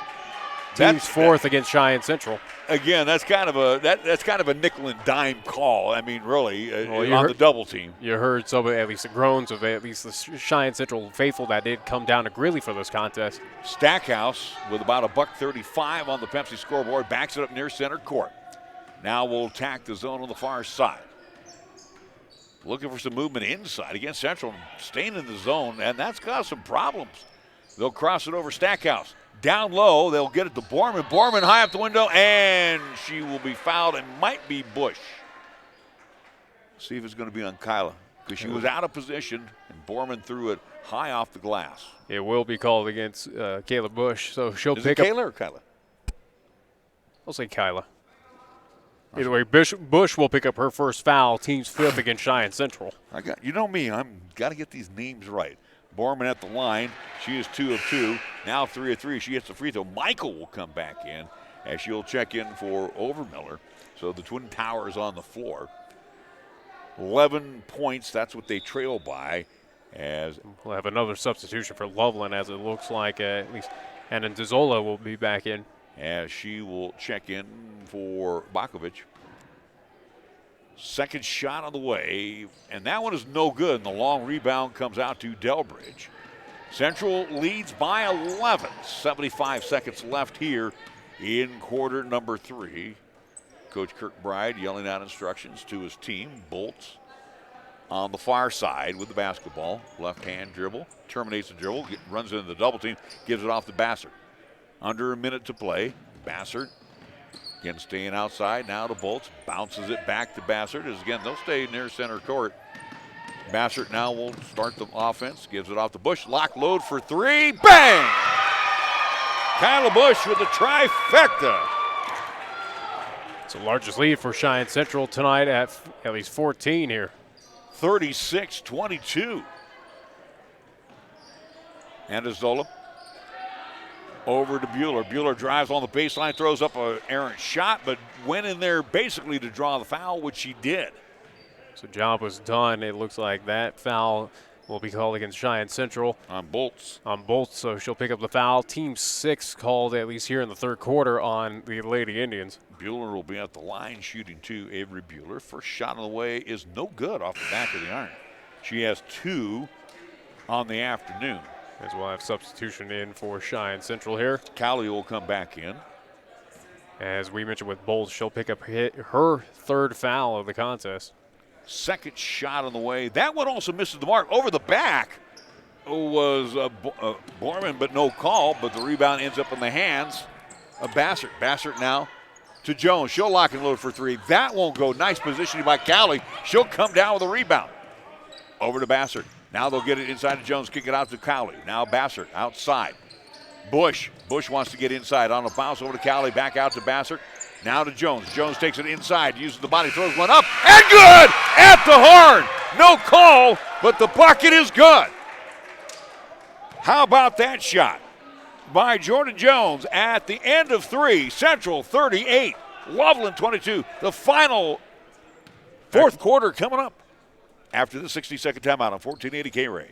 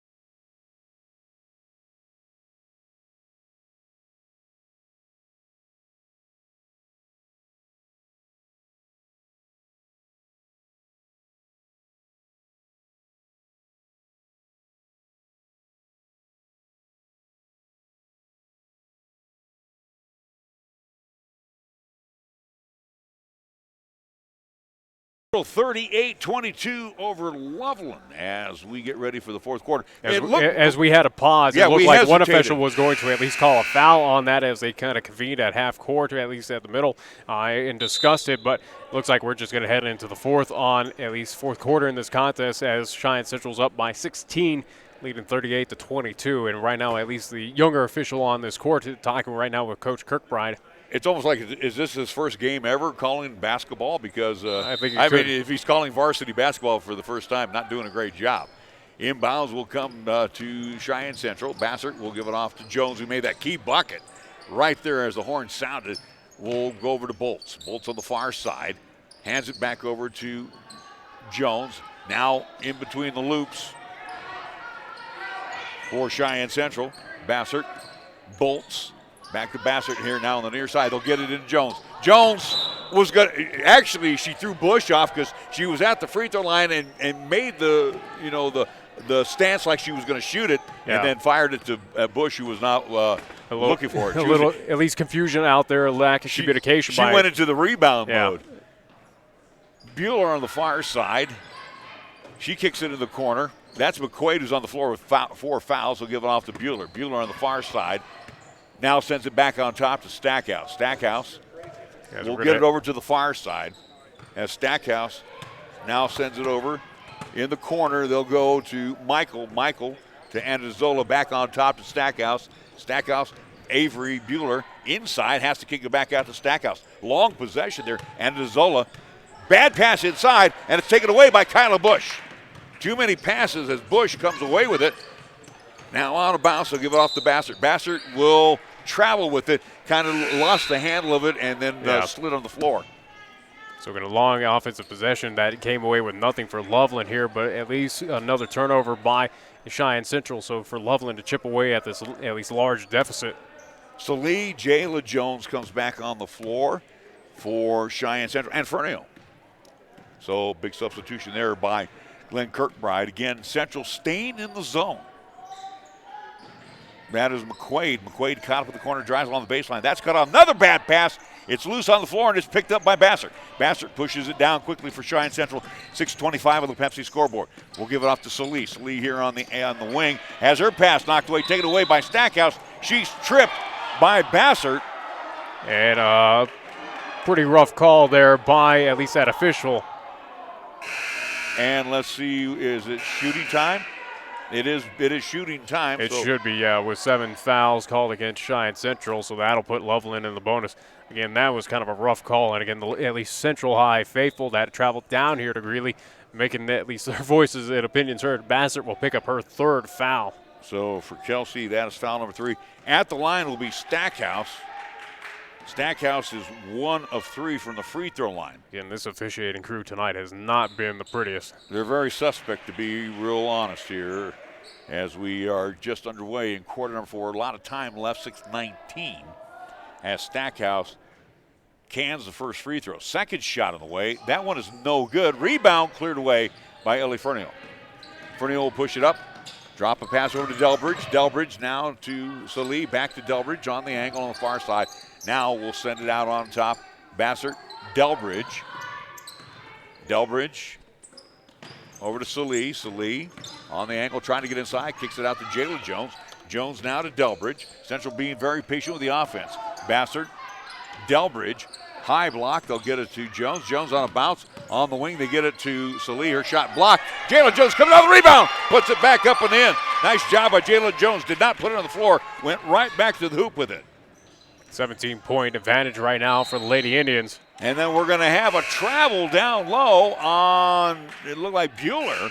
So for the Central Lady Indians, they'll get the ball back. We'll have substitutions for Loveland coming in. It looks like Borman back in, and also, too, it looks like Zink. So Zink and Borman back on the floor. Central leading by 17, 40-23. As again, it has been at least a power-packed, at least second half right now for Cheyenne Central. Fernio drops it over to Jayla Jones. Jones drives along the baseline. That's cut off. Gets Fernio wide open. Banks it off the glass and good. Ellie Fernio back on the scoring parade for Cheyenne Central. It's 42-23. Bueller on the far side. Now we'll get it to Stackhouse in between the loops. Along the baseline. McQuaid to Avery. Stackhouse as they're playing catch with it. Zink on the near side.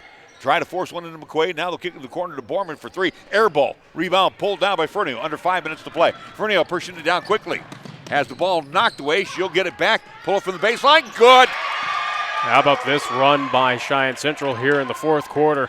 Again, as they are well ahead, up by 21 now. And a timeout called by the Loveland Lady Indians. 4:38 left. It is Cheyenne Central 44. Loveland 23 back after this 30-second timeout on 1480 KRAE.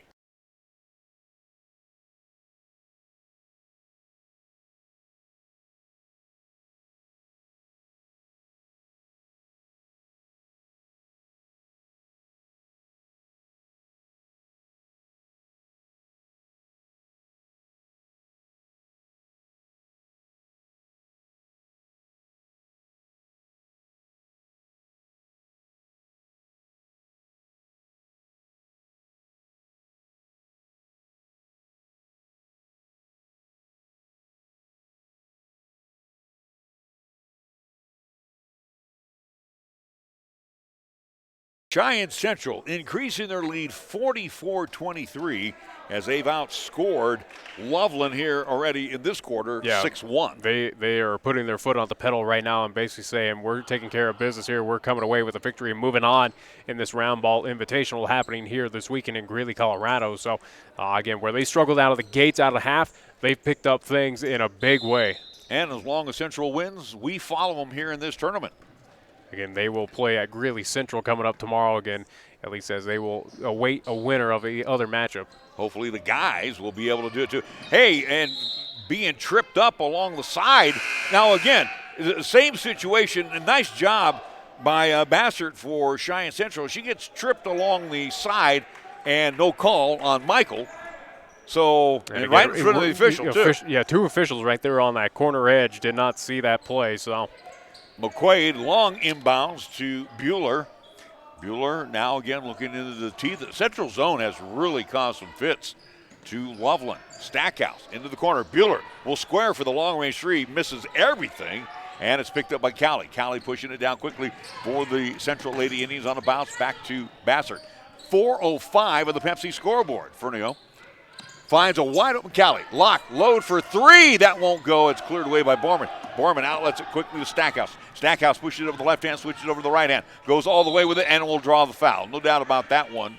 And really, Bassert kind of throws up her arms, but she was caught with her back to the basketball. If it is called against Bassett, it'll be her 4th foul.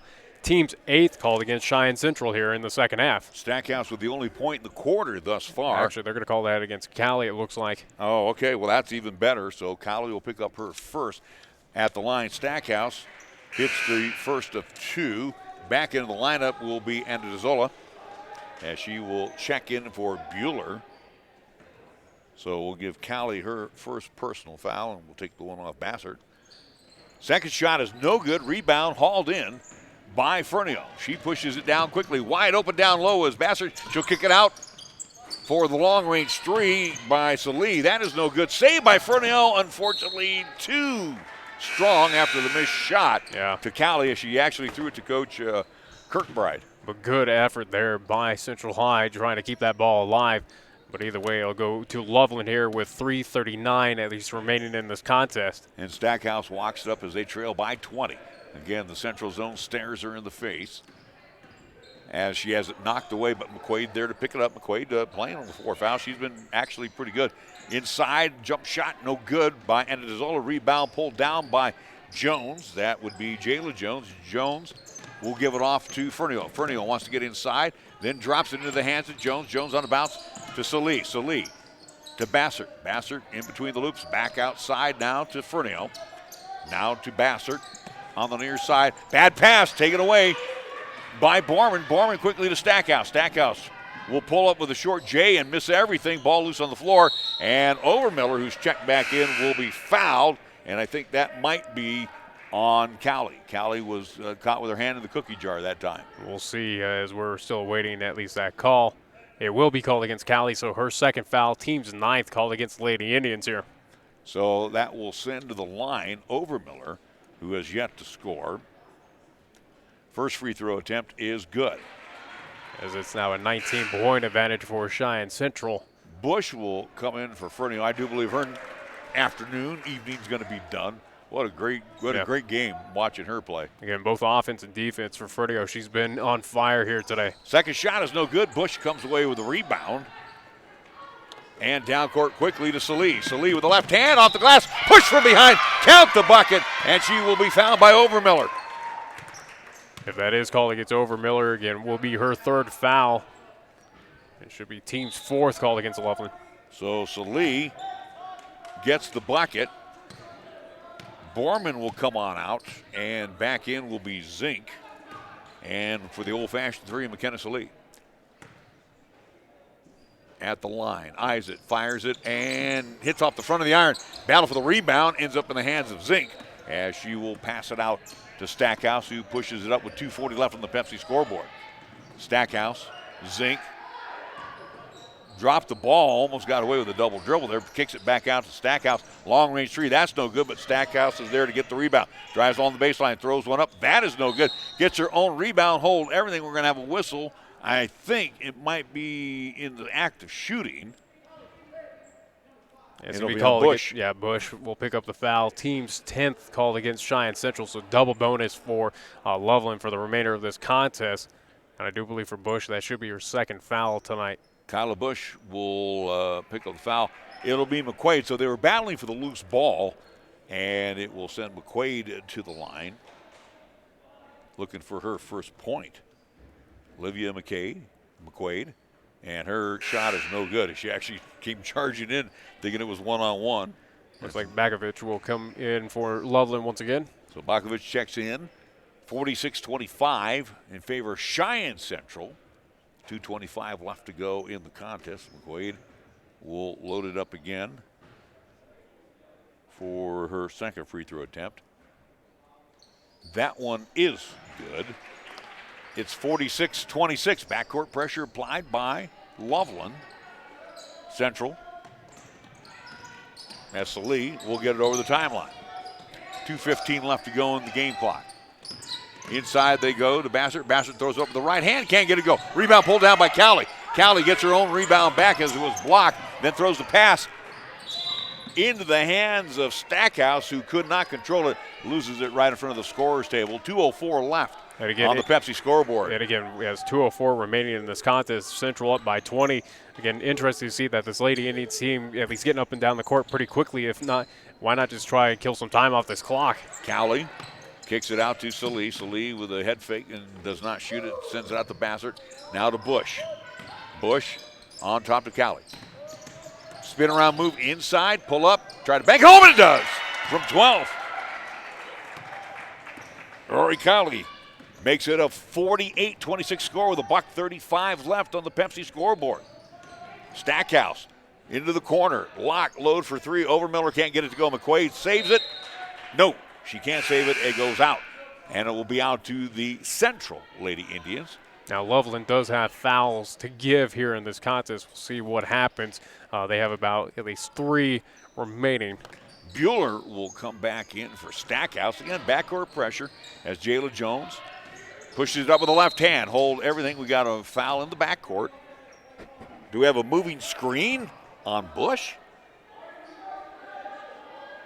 No, it'll be on McQuaid. No. Actually, they're going to call that on at least Salee. Salee.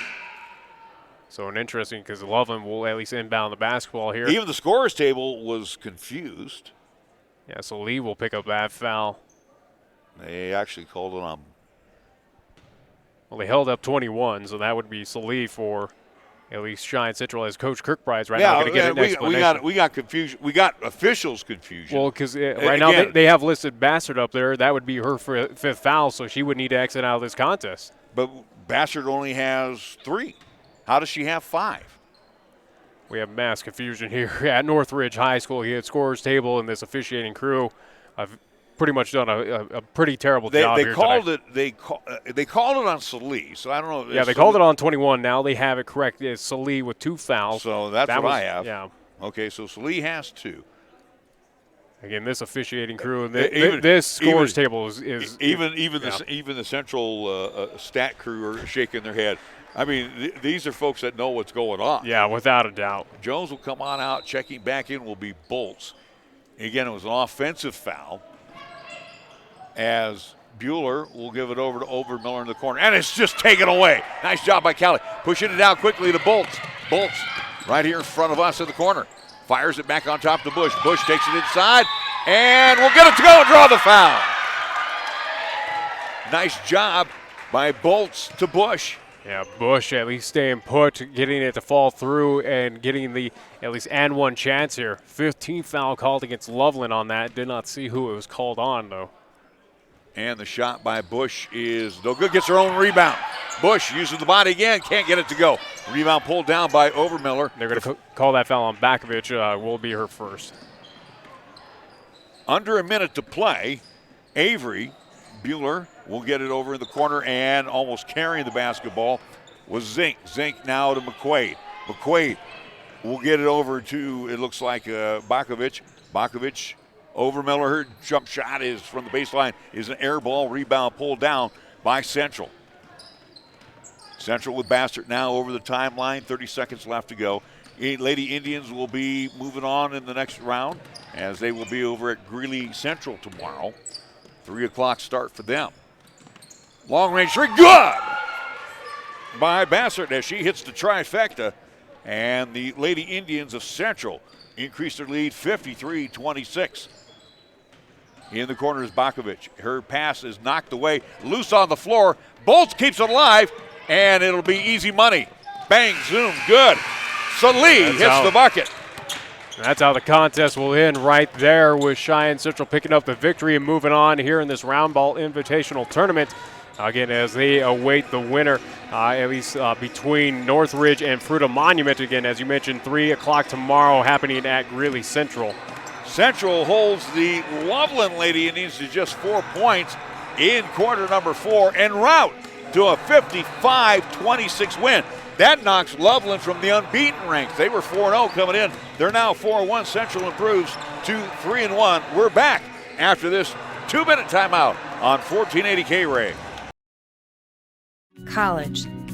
It's filled with classrooms, instructors, and exams. But Beyond that, it's filled with curiosity, budding friendships, insightful conversations, and so many opportunities. There will be people like you, and you, and you. You'll work, you'll play, you'll struggle, and you'll succeed. But when you allow yourself to pursue your dreams, you'll learn what you're truly made of.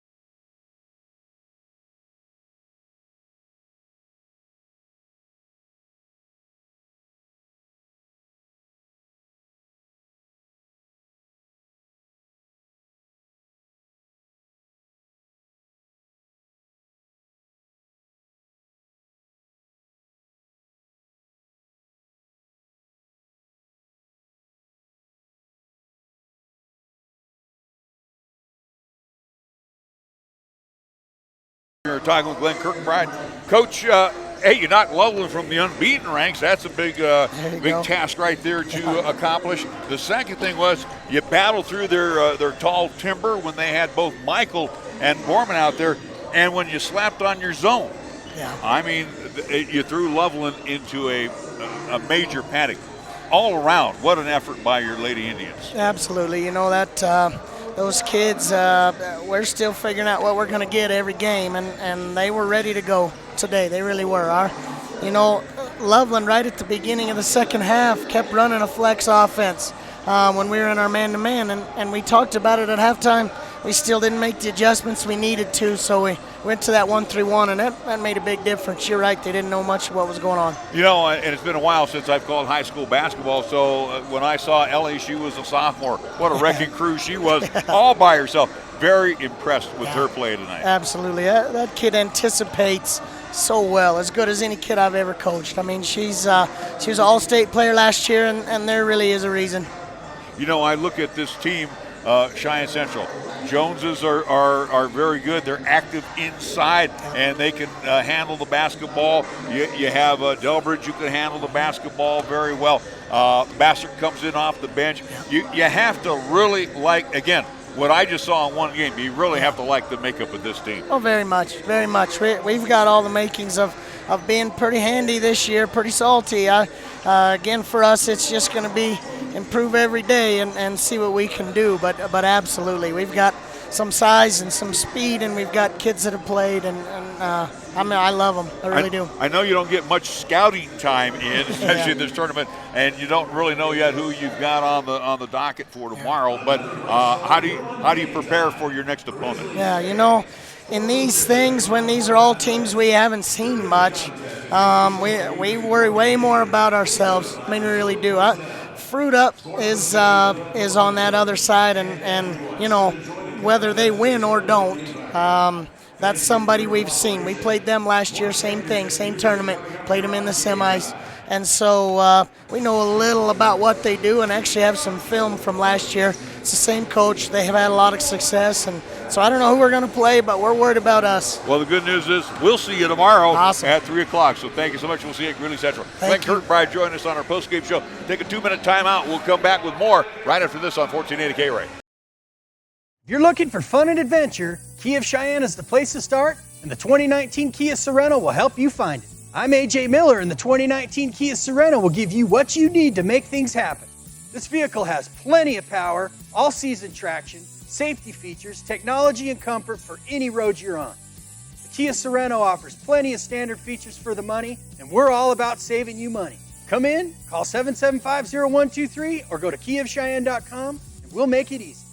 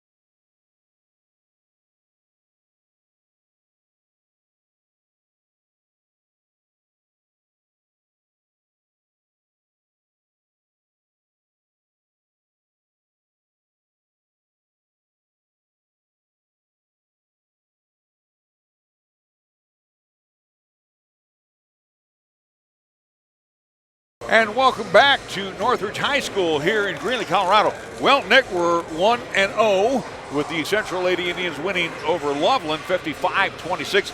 Here's the numbers from the first game.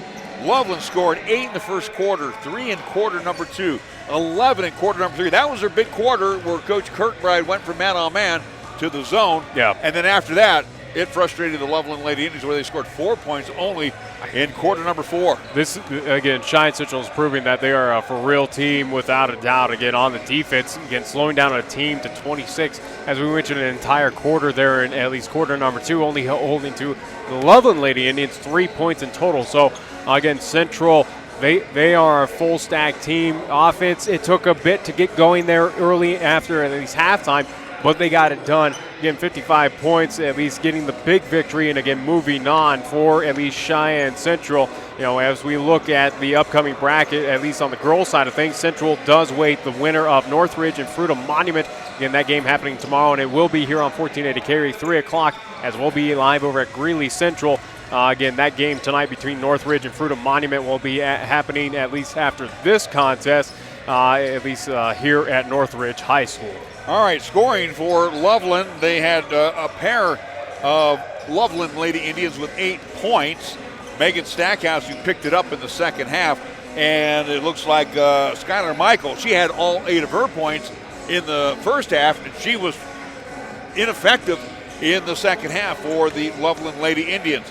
It looked like Kisa Borman had 5, 1 point each for Bakovic, McQuaid, who got into early foul trouble, and also 1 point for Brooke Overmiller from the free throw line, 2 points for Avery Bueller. That is their scoring.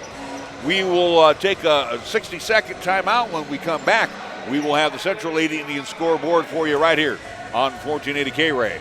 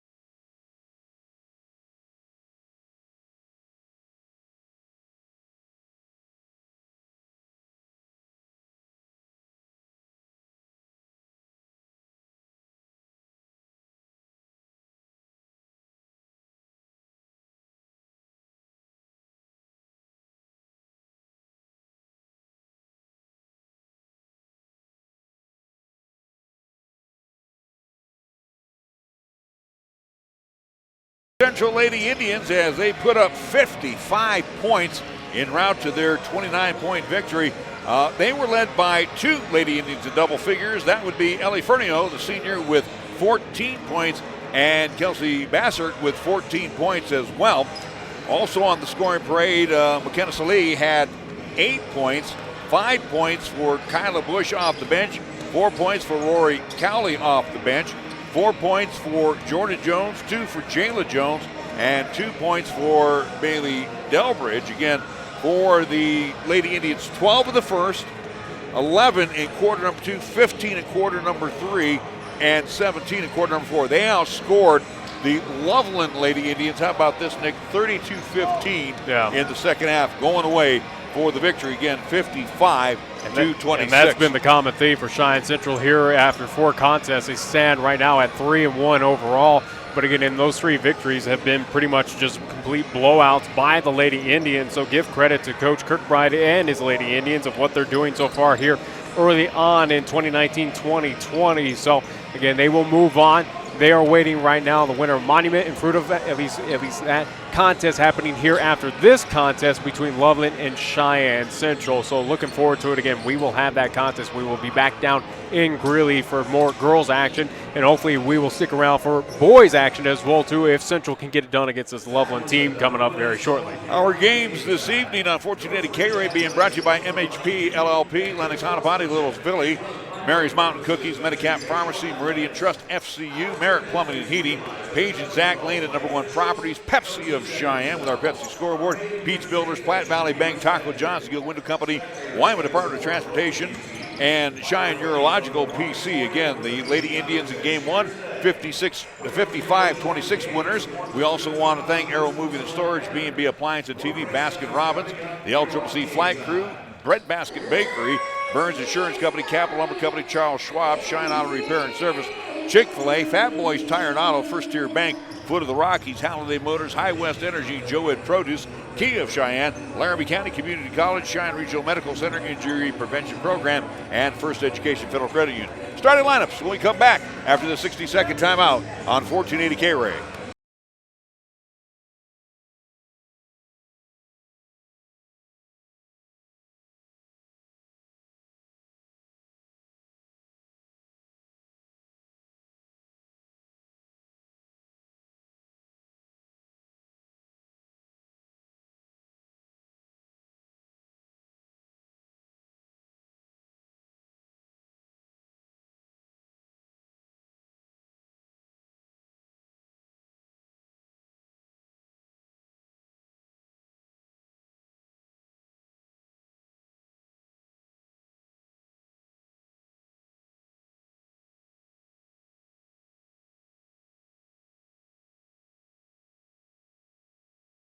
Back, let's give you the starting lineups for the Central Indians as they will be the visiting team, Nick.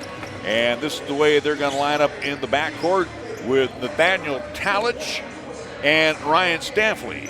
Talich, a 6'2" sophomore, Stanfley, a 5'8" senior. Along the wings will be for Cheyenne Central, Brady Storbo. He's a 6'5" junior, and he will be joined by Carter Labatos, who's a 5'11" junior. In the middle will be Lawson Lovering. He is a 7-foot junior. Lovering, Talich, Stanfley, along with Brady Storbo and Carter Labatos for Cheyenne Central, who are currently 3-0 this season. We'll take a 60-second timeout. We'll come back with the Loveland Indians starting lineup after this here on 1480 KRAE.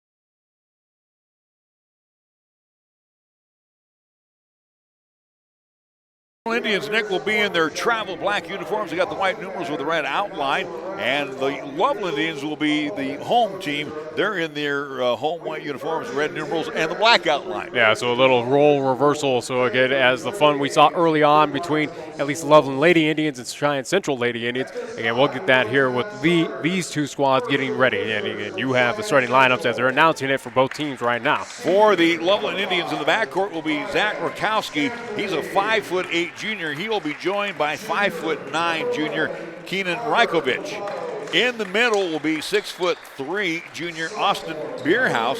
Along the wings will be 6-footer Brady Zink. He is a junior.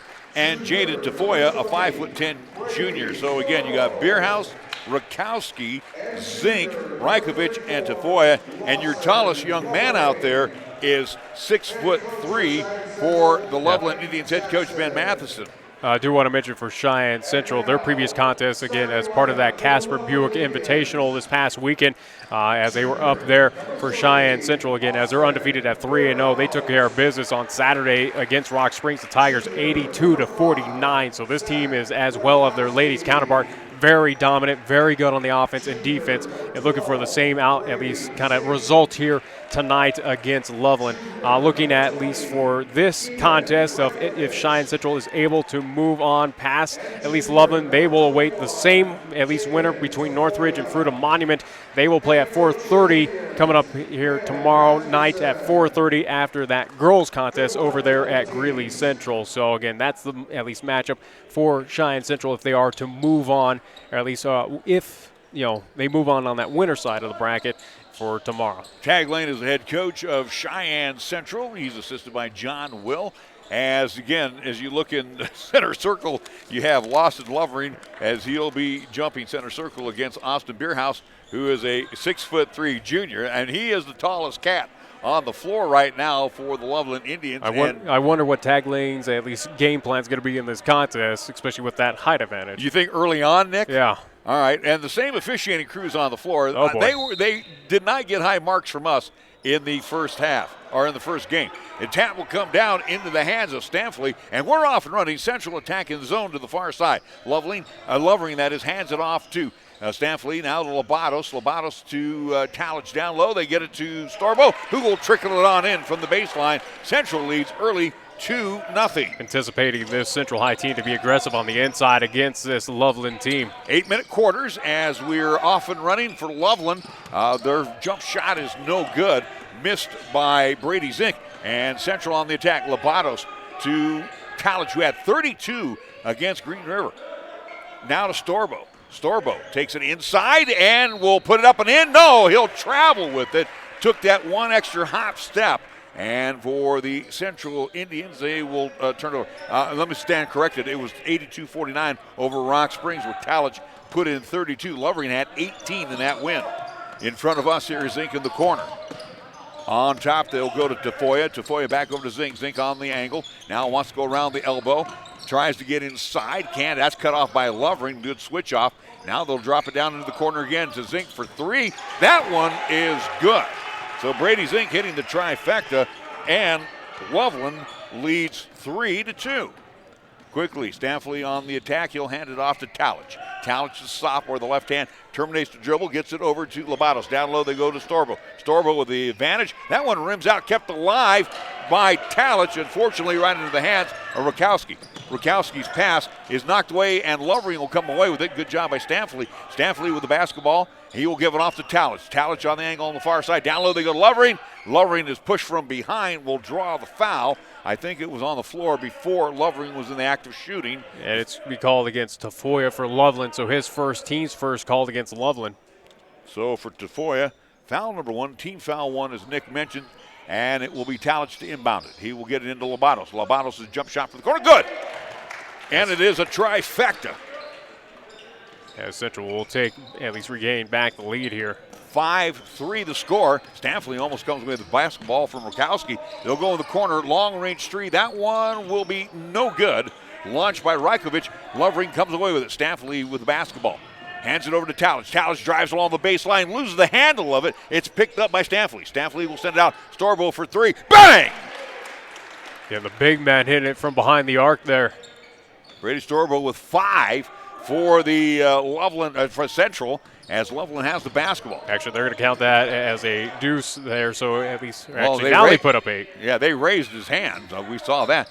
Tafoya trying to get inside. That's got him. Lobatos picks his pocket. Lobatos going all the way with it, off the glass, and good. As Lobatos at least pretty used to doing stuff like that as what we saw in the football season with Cheyenne Central. Again, great on the defensive side. 5 points for Brady Storbo, 5 points for Lobatos. It's 10-3 in favor of Cheyenne Central. Zink trying to get inside, loses the handle, and ends up in the hands of Lovering. Lovering to Staffley, down court quickly to Talich with the left hand off the glass, and good. How about this out of the gates by Cheyenne Central, now leading by 9. So Talich with 2 as he breaks up the Storbo-Lobatos connection. As we know, Cheyenne Central can score in bunches, and they're showing it right now.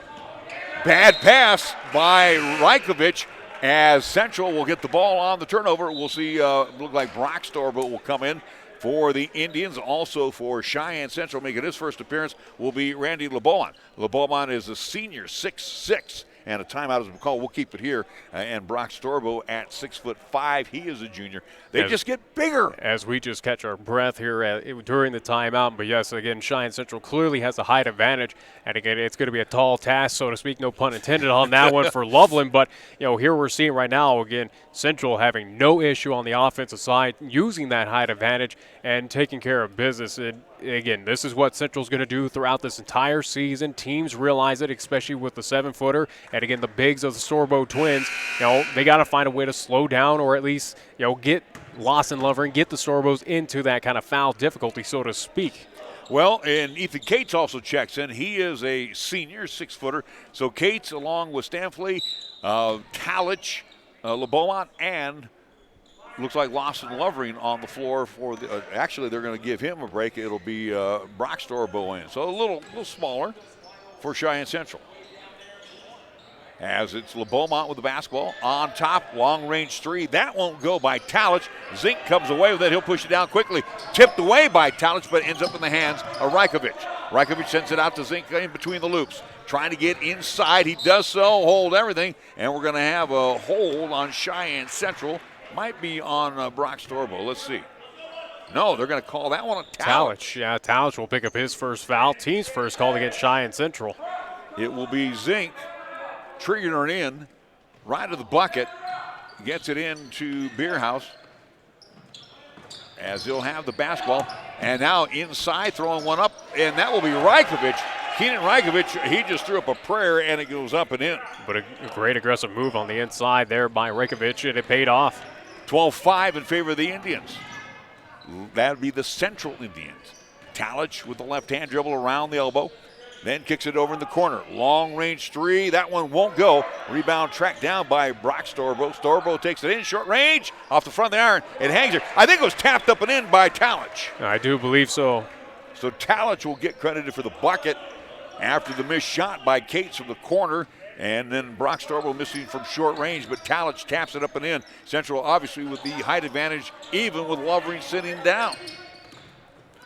Down low, off the window, and good. That is Beerhouse on the assist from Rakowski. And Cheyenne Central wants a timeout. 14-7 our score. 3:36 to go here in quarter number 1. We're back after this 30-second timeout on 1480 KRAE.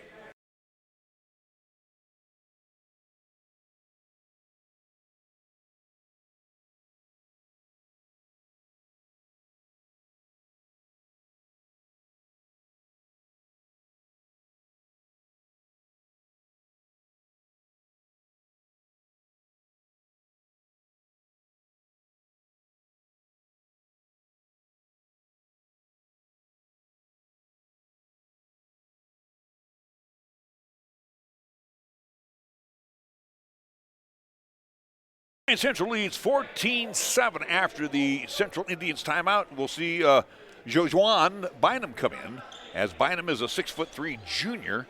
Again, not much in the height for Loveland.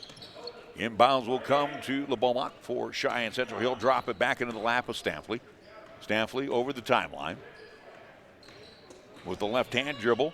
Sends it high on top to LeBeaumont. Back over to Stanfley.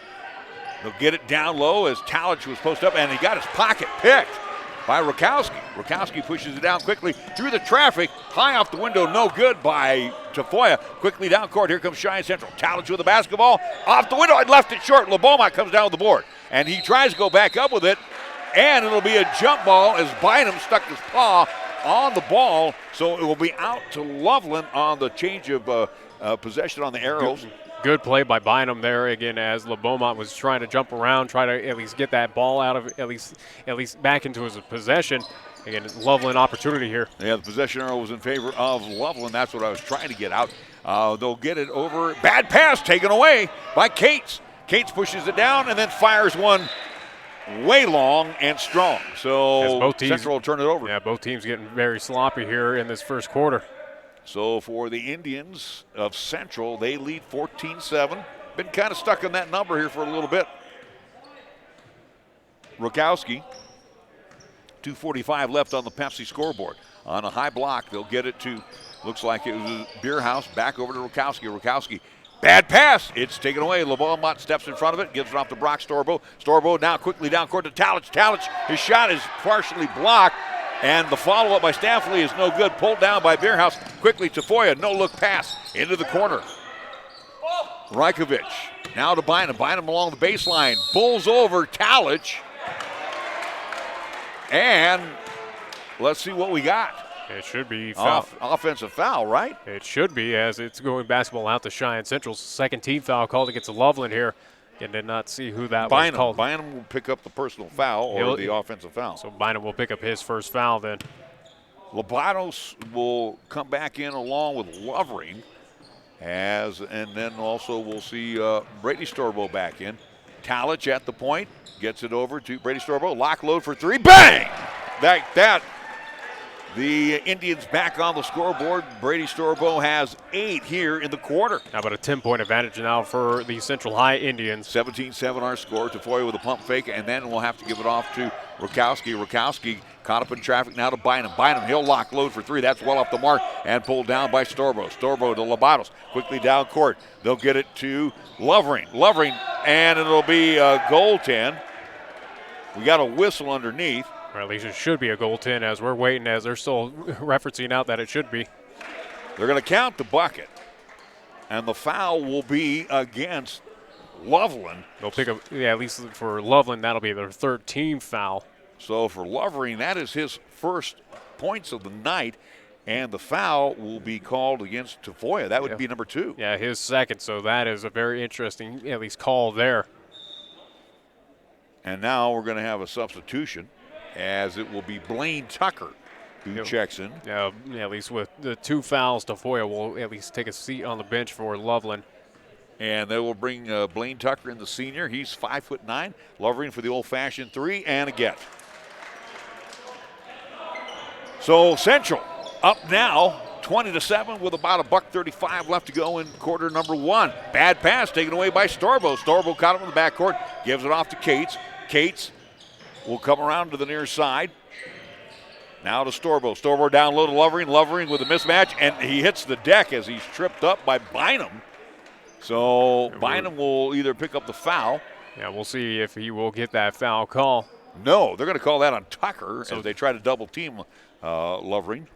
Tucker will pick up his first foul. Team's 4th called against Loveland here. And again, that's what you got to do against a big man of Lawson Lovering. Again, you got to double, triple team that guy, or he's going to at least make you pay on the inside. First free throw attempt is no good, but you don't want to take the guy down. Oh, I mean, that's very true. They took him down to the floor. That's not cool. 20-7 our score with 1:23 left. Second shot of the way. That one is good. So Lawson with 4. 2 of 3 from the free throw line. Again, Lawson Lovering, the verbal commit to at least the University of Colorado, coming up in at least 2 years, as he is a junior right now. Tucker with the basketball. Now we'll give it off to Rukowski. Rukowski goes inside, drops it down low to Bynum. Bynum caught up in the lane, hold everything. We're going to have a reach and foul. It's either going to be on Cates or Storbo. Let's see. It'll be on Cates. Cates will pick up his first foul. Team's second called against the Central High Indians. You have to really like, even though we know Central's got the height advantage, Bynum will be at the line, he'll be shooting 2. First shot on the way is good. But you really have to like the aggressive nature of Cheyenne Central. Yeah, without a doubt. They have been very aggressive on both sides. For Loveland, at least his first point, at least scored by Bynum. It's been quite a while since they've had points on the board here. Second shot is no good. Skying for the rebound is lost in Lovering. Gives it off to Talich quickly. Talich on the far side, being harassed by Tucker. Terminates the dribble, gets it down low to Lovering. Lovering triple, 4 guys on him from the baseline. He gets his own rebound as he misses the shot. Kicks it back out to Cates. Cates into the corner. Storbo for 3. That one won't go. We got a whistle. But he'll be at the line, and I think at least we got a 3 in the key. I do believe 3 in the key that was called against Lovering. So for Central, turnover, and it will come back into the hands of the Loveland Indians with Rajkovic in the basketball. He'll give it off to Rakowski. Rakowski terminates the dribble on top to Beerhouse. Beerhouse back out to Bynum. Bynum, block load for 3. That's good. So Bynum. Still a 10-point advantage, though, for Cheyenne Central. 21-11. Talich in the backcourt with the left hand. Double team, gets it over the timeline to Cates. Cates, stop, pop, can't get it to go. Rebound pulled down by Tucker. Tucker pushing it down quickly for Loveland. Now to Bynum. Bynum on the wing, on the near side. Back to Tucker. Tucker drops it into the hands of Beerhouse. Back to Bynum for 3. That one is no good. He gets his own rebound, has it stripped away as the quarter ends, and Cheyenne Central leads after one, 21-11. We're back after the 60-second timeout on 1480 KRAE.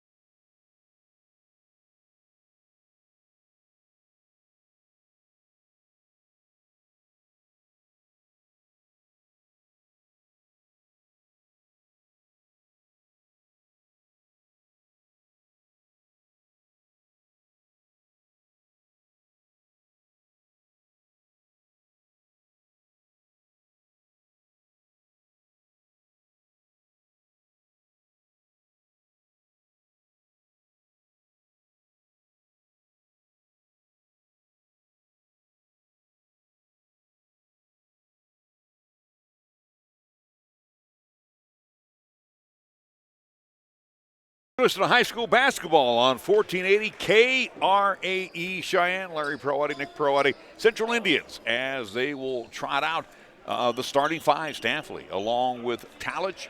We'll see Labados, Lovering, and Storbo. That would be Brady Storbo for the Indians as we of come Cheyenne to, Central. As we come to you live from the friendly confines of Northridge High School here in Greeley, Colorado, our at least lone weekend stop here in the state of Colorado for high school basketball in 2019-2020. Stanfley, high on top. They'll give it to Lovering. Lovering takes it in, slams it home. Hey! Not a fly slam a jamma there from Lawson Lovering. Bynum. Now they'll get it inside. Reverse layup, and good. That is Garrett Harstad. He is a freshman. He is their tallest cat at 6'4". And he made that move look very pretty out there on the court. Labados with the basketball. Terminates the dribble, gets it down low. Lovering, then puts it off the glass and good. Again, that is elementary if you go to the big man who has a clear height advantage over the entire Loveland, at least, roster. Here's an inside lofted shot by Tafoya, and he will get it to go. I mean, he could have got rain with that one there, Nick. I mean, it was that high. But it still fell through, and it's still a 10-point advantage for Cheyenne Central here. 25-15, Stanfley over the timeline, being harassed by Rakowski, gives it off to Labados. Labados under 7 minutes to play, 6:50 on the Pepsi scoreboard. Talich on top. Storbo, lock load for 3, bang! Again, the big man Storbo hitting it from behind the arc, which he's been known to do throughout his basketball career. He's got 10. Inside, Rakowski throws one up and loses the basketball. They're going to say last touch. I think he might have went off Storbo. Again, the official on the far side making the call. That just kills you. He's making the call, and the one standing on the near side does not say nothing. Again, we already know that this officiating crew has had its struggles here tonight. Brady Storbo back in, and a bad pass from Tafoya to Tucker, and the Indians of Central will have the basketball back. Bad communication there by Loveland, at least equates to a turnover. Cates back in, also LeBeaumont and, as I mentioned, Brady Storbo. It's Talich at the point for Cheyenne Central with the left hand, terminates the dribble, gives it off to Cates on the far side. Cates comes around with the left hand, now into the hands of Stanfley, back on top. They'll go, long range three for Talich. That one won't go. Rebound pulled down by Brock Storbo. His short range jump shot misses. He was wide open. Quickly Tafoya down court. Tafoya drops it back into the lap of Rukowski. Rukowski tried to throw one up. He knew he was going to get fouled and almost pulled it off. But a foul will be called against Cheyenne Central. That'll be the third team foul called. At least did not see who it was called against. It looks like Stanfley will pick up his first. So Stanfley will pick up the personal foul for the Indians, Central Indians. At the line for Loveland is Rukowski. He gets his first point of the evening. We'll see Zink come back in for Loveland, and also too it looks like Josh Samuels will come in for Loveland. He's a 5'9" junior. It's not like they got much taller. Second shot on the way. That one is no good. Tapped around and into the hands of Brock Storbo, who will outlet it quickly to Stanfley. Bad pass taken away by Samuels, who loses the handle, and it will bounce in front of the Central bench. If anything for Loveland, what you're attacking Central with the height advantage that they do have for Loveland, they got the speed advantage out there. We've seen them fly up and down this court here tonight. Talich will trigger it in. He will do so to Cates. Cates will hand it off to Talich in the backcourt. Get it over to Cates over the timeline on the far side. Cates terminates the dribble, sends it over to Stanfley. Stanfley now in the corner. Storbo. Down low they go to LeBeaumont, who's triple team. Reach and foul will be on Zink. Zink can't believe the call. We can. Team's fifth called against Loveland here in this first half. Substitution will bring back in Rajkovic as he will check in. I do believe Rukowski getting his first blow of the evening. Zink will pick up, as we mentioned, that foul. It'll be his first. 28-16 our score. As Central with the basketball. Cates, stop, pop. Can't get it to go. We got a whistle. And let's see what we got. It's going to be on Loveland. It'll be a loose ball. And let's see who's going to be ticketed for that foul. We'll see Brady Storbo come back in. 16 foul called against Loveland here. They're going to call that on Garrett Herstad. He'll pick up his first. So Herstad picking up the personal. Central basketball as Storbo misses it. Brady Storbo was open along the baseline, couldn't get the finger roll to go in.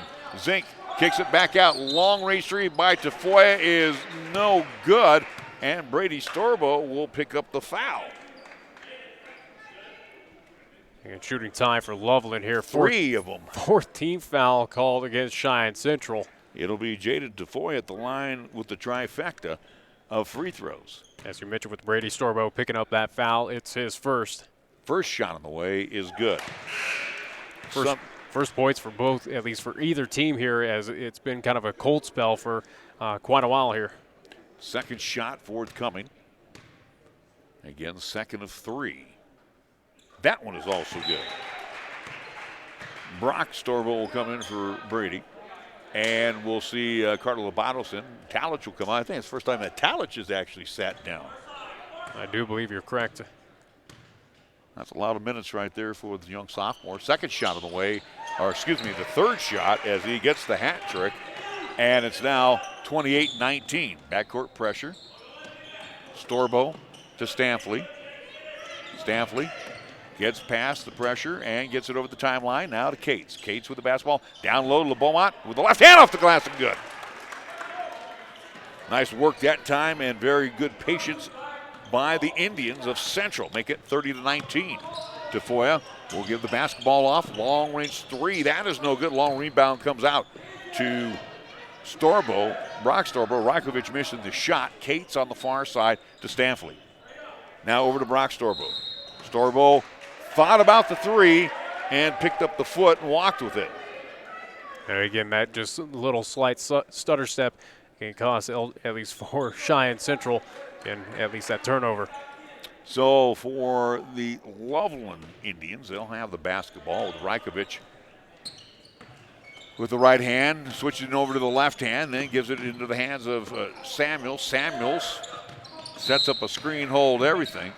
So we have another whistle here. And it's going to be on Cheyenne Central. Yeah, 15th foul called against the Indians here. Going to be on LeBeaumont. Beaumont will pick up his first foul. Inbounds from Samuels to Tafoya and out of Rajkovic. Rajkovic steps back for a long-range three and gets. As now Loveland trying to crawl back into this contest, now only being down by 8. Rajkovic getting the trifecta as it's 30-22. Stanfley over the timeline. Attacking the zone to the far side. To Beaumont, back to Stanfley now. They get it to Labados. Storbo, Stanfley. Check that, Labados to Stanfley for 3. That won't go. Storbo comes down the rebound, put it on the floor. Again, got to get rid of that bad habit as you move to that next level. Nonetheless, though, Brock puts it up and in, and it's 32-22. Well, at least in the high school range, you can get away with it, as you just saw there with Storbo getting it at least to fall through.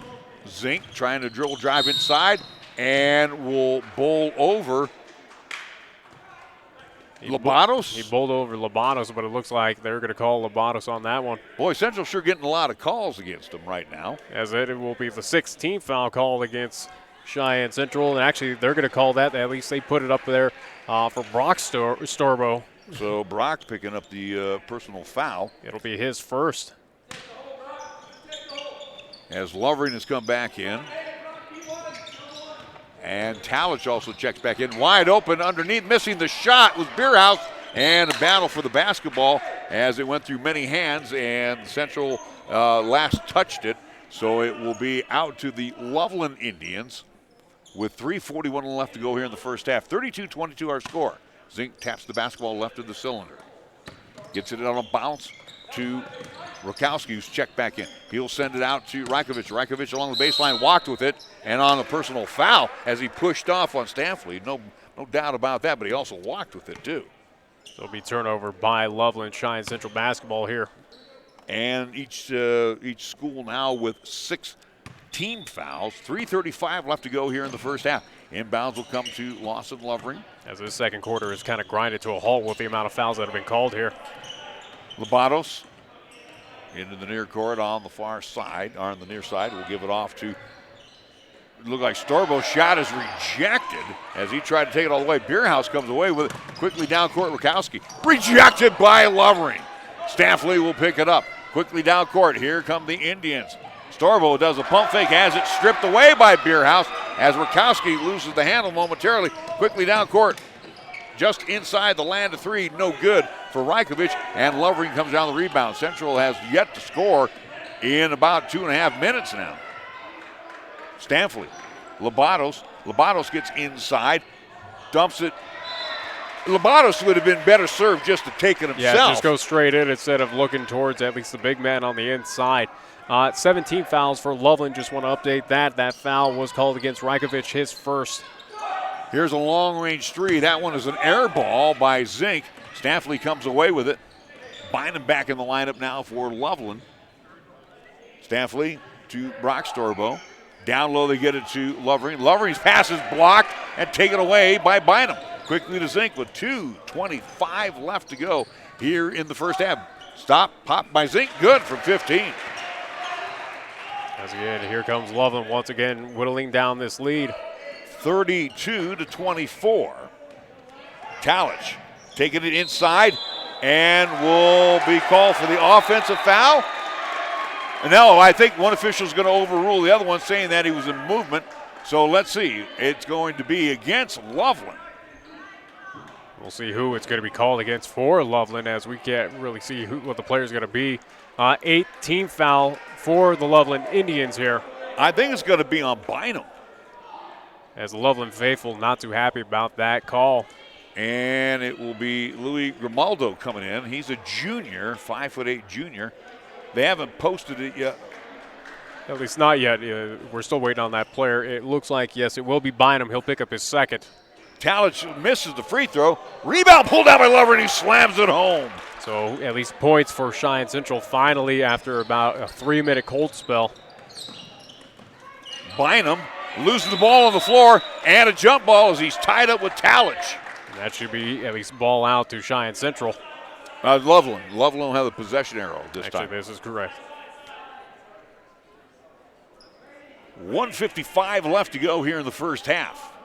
Bynum On a bounce, they'll get it to Grimaldo. Grimaldo on a bounce back to Bynum. High off the glass and good. That was a nice athletic move there by Bynum. As Bynum came crashing to the boards on that play, but got that basketball to fall through. Talich crosses it over. It's tipped away by Rakowski. And again, this is a very active Loveland Indians team. They know they are outsized. Well, again, they're going to use their speed, their athleticism against the bigs of Cheyenne Central. We're seeing that showcased here throughout this entire contest. Ethan Cates along with Brady Storble back in for the Indians. Inbounds will come to Lovering. Stamfley now in the corner. Talich for three. That one won't go. There is a whistle. We had a collision with Lawson Lovering hitting the deck. And I do believe Lawson's going to go to the line. He'll be shooting one. As that'll be the 19th foul called against Cheyenne, at least called against Loveland. And Bynum picks up his third. So that'll send Lawson Lovering to the line to shoot one and possible penalty. First shot of the way is good. I have Lawson here in the quarter with 7 to go with his 4 in the first, so he's got 11 thus far. And again, no surprise for the big man who has a clear height advantage over every Loveland player so far. Second shot is no good. Kept alive by Lovering. Unfortunately, it's picked up by Grimaldo. Grimaldo to Beerhouse. Beerhouse kicks it out to Zink. Squares for the 3 and does not go. Hold everything. Got a whistle. Let's see what that's going to be. I don't know what this call is all about. This is not a very good crew that's on the floor. So they're not going to count the basket. So the three-pointer will not go, but the foul is going to be called. We'll see who that's going to be against. So they're going to call against Lovering, it looks like. So at least for Cheyenne Central, they'll pick up their 17th foul here of this first half. So it will be 1-and-1 time. Zink will be at the line. Again, Lawson will pick up his first foul, as we're going to have a substitution at least come in for Loveland. Harstad will check back in. He'll come in for Bynum. Bynum has to remove himself with 3 fouls right now. And again, as you mentioned, this at least crew that has been here since the girls' contest has been pretty rough. The first free throw attempt is no good. It's cleared away by Lovering. Staffley quickly down court to Talich, off the glass, and good. Easy money. Nice assist there from Staffley to Talich. And it's now a 37-26 score in favor of Central. Rakowski over to Grimaldo. Grimaldo back to Rakowski inside. Throws up a prayer. Might have been partially blocked and pulled down quickly by Brady Storbo. Staffley crosses it over. Talich, lock, load for 3. Bang! Nathaniel Talich with the try. How about a 14-point advantage now for the Central High Indians? Grimaldo over to Rakowski, back to Grimaldo in the corner right here in front of us. And has the ball knocked away by Cates. And we're going to have substitution for both teams, it looks like. For Cheyenne Central, you'll see the LeBeaumont come back in. And we'll see for the first time Kyle Powell. He's a 5'8" freshman. Grimaldo will get it into Rakowski. Really small Loveland team out there right now. Harstead, he's the tallest cat at 6'5". He'll give it off to Powell. Powell trying to get around on the far side. 30 seconds left to go on the game clock. And Talich almost came in and stole that one away. And we got a foul on the Indians. So the foul will be on Cates. They're going to call at least like an elbow play on that one. 18 fouls. Tag Lane is not too happy about that one. Cates is going to pick up his second foul. So at the line, shooting will be Grimaldo. He'll be shooting one in penalty. First shot on the way is good. So Grimaldo will get on the scoring log here with 1. As again, Coach Tag Lane right now trying to get an explanation from one of the older officials on this court of what happened on that play. I don't even know why you want to get an explanation. These guys don't even know what they're doing. Second shot is also good. I mean, this has been a very suspect crew on the floor right now. Inbounds will come to LeBeaumont. Now, as Talich was bumped into, no call.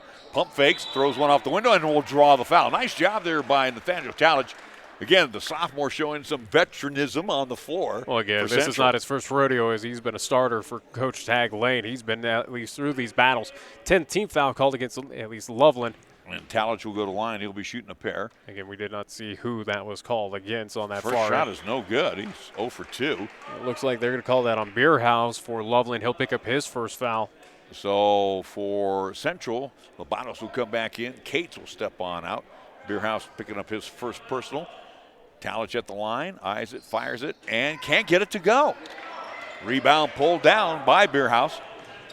Give it off to Rukowski with 17 seconds left. Now to Harstead. Back over to Rukowski. Rukowski trying to drive inside, dumps it down low, and in and out of the hands of Grimaldo. So the Central Indians will have the ball with 9 seconds left here to go in the first half. Lobatos will tap it in. We'll get it into LeBeaumont. Quickly to Stanfley. Stanfley over the timeline, then sends it back to Lobatos, and we'll get an over and back call on Cheyenne Central. As, again, Tag Lane trying to at least get an understanding. He was not too happy about that. Yeah, well, I mean, again, the official trailing the play, making the call. And he called it over and back. Again, how do you call it from trailing it? And that's what Tag Lane has got. He's got his hands on his hips wondering that too. Rukowski loses the basketball, and last touch by Stanfley. So he's giving this official that kind of stink eye of how are you making these calls right now? Is this your first day on the job? Yes, it is. Grimaldo will trigger it in. And he will do in and out of the hands, and it will go all the way to the backcourt. After one half of play, Cheyenne Central leads 40-28 over the Loveland Indians. We'll be back after a 2-minute timeout right here at 1480 KRAE.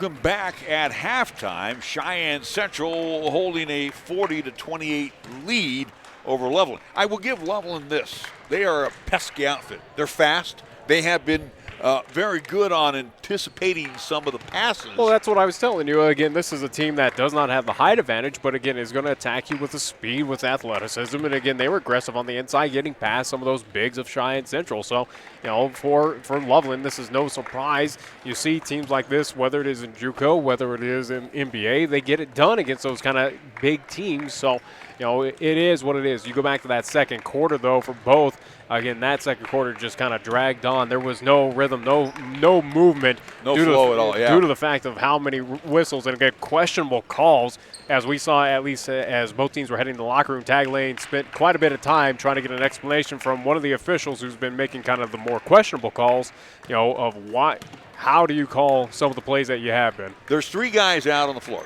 All right, and you have one younger guy who looks like he's never done this before. And again, I'm being serious. You guys that are watching this, that are live streaming with us, and again, you know, have we been vocal before? Absolutely. Oh, yeah. But we're sitting down here on the floor. We're watching the game just like we you. have the vantage point of a tag. And we're watching this one young guy. It's like he's never called a basketball game before. We're looking at the smaller guy who can't keep up with the game, and the older guy looks like he's just lost altogether. Again, this is high school officiating here in the state of Colorado at this point in time, where again it's pretty questionable. It is early on though in this season where a lot of pieces have been kind of rough around the edges. We even see kind of the scorers here at Northridge have some issues with the score clock, these foul issues. It's been an interesting night here as day one of the Round Ball Invitational happened here in Greeley, Colorado. And this is the same crew that called the girls' game where they were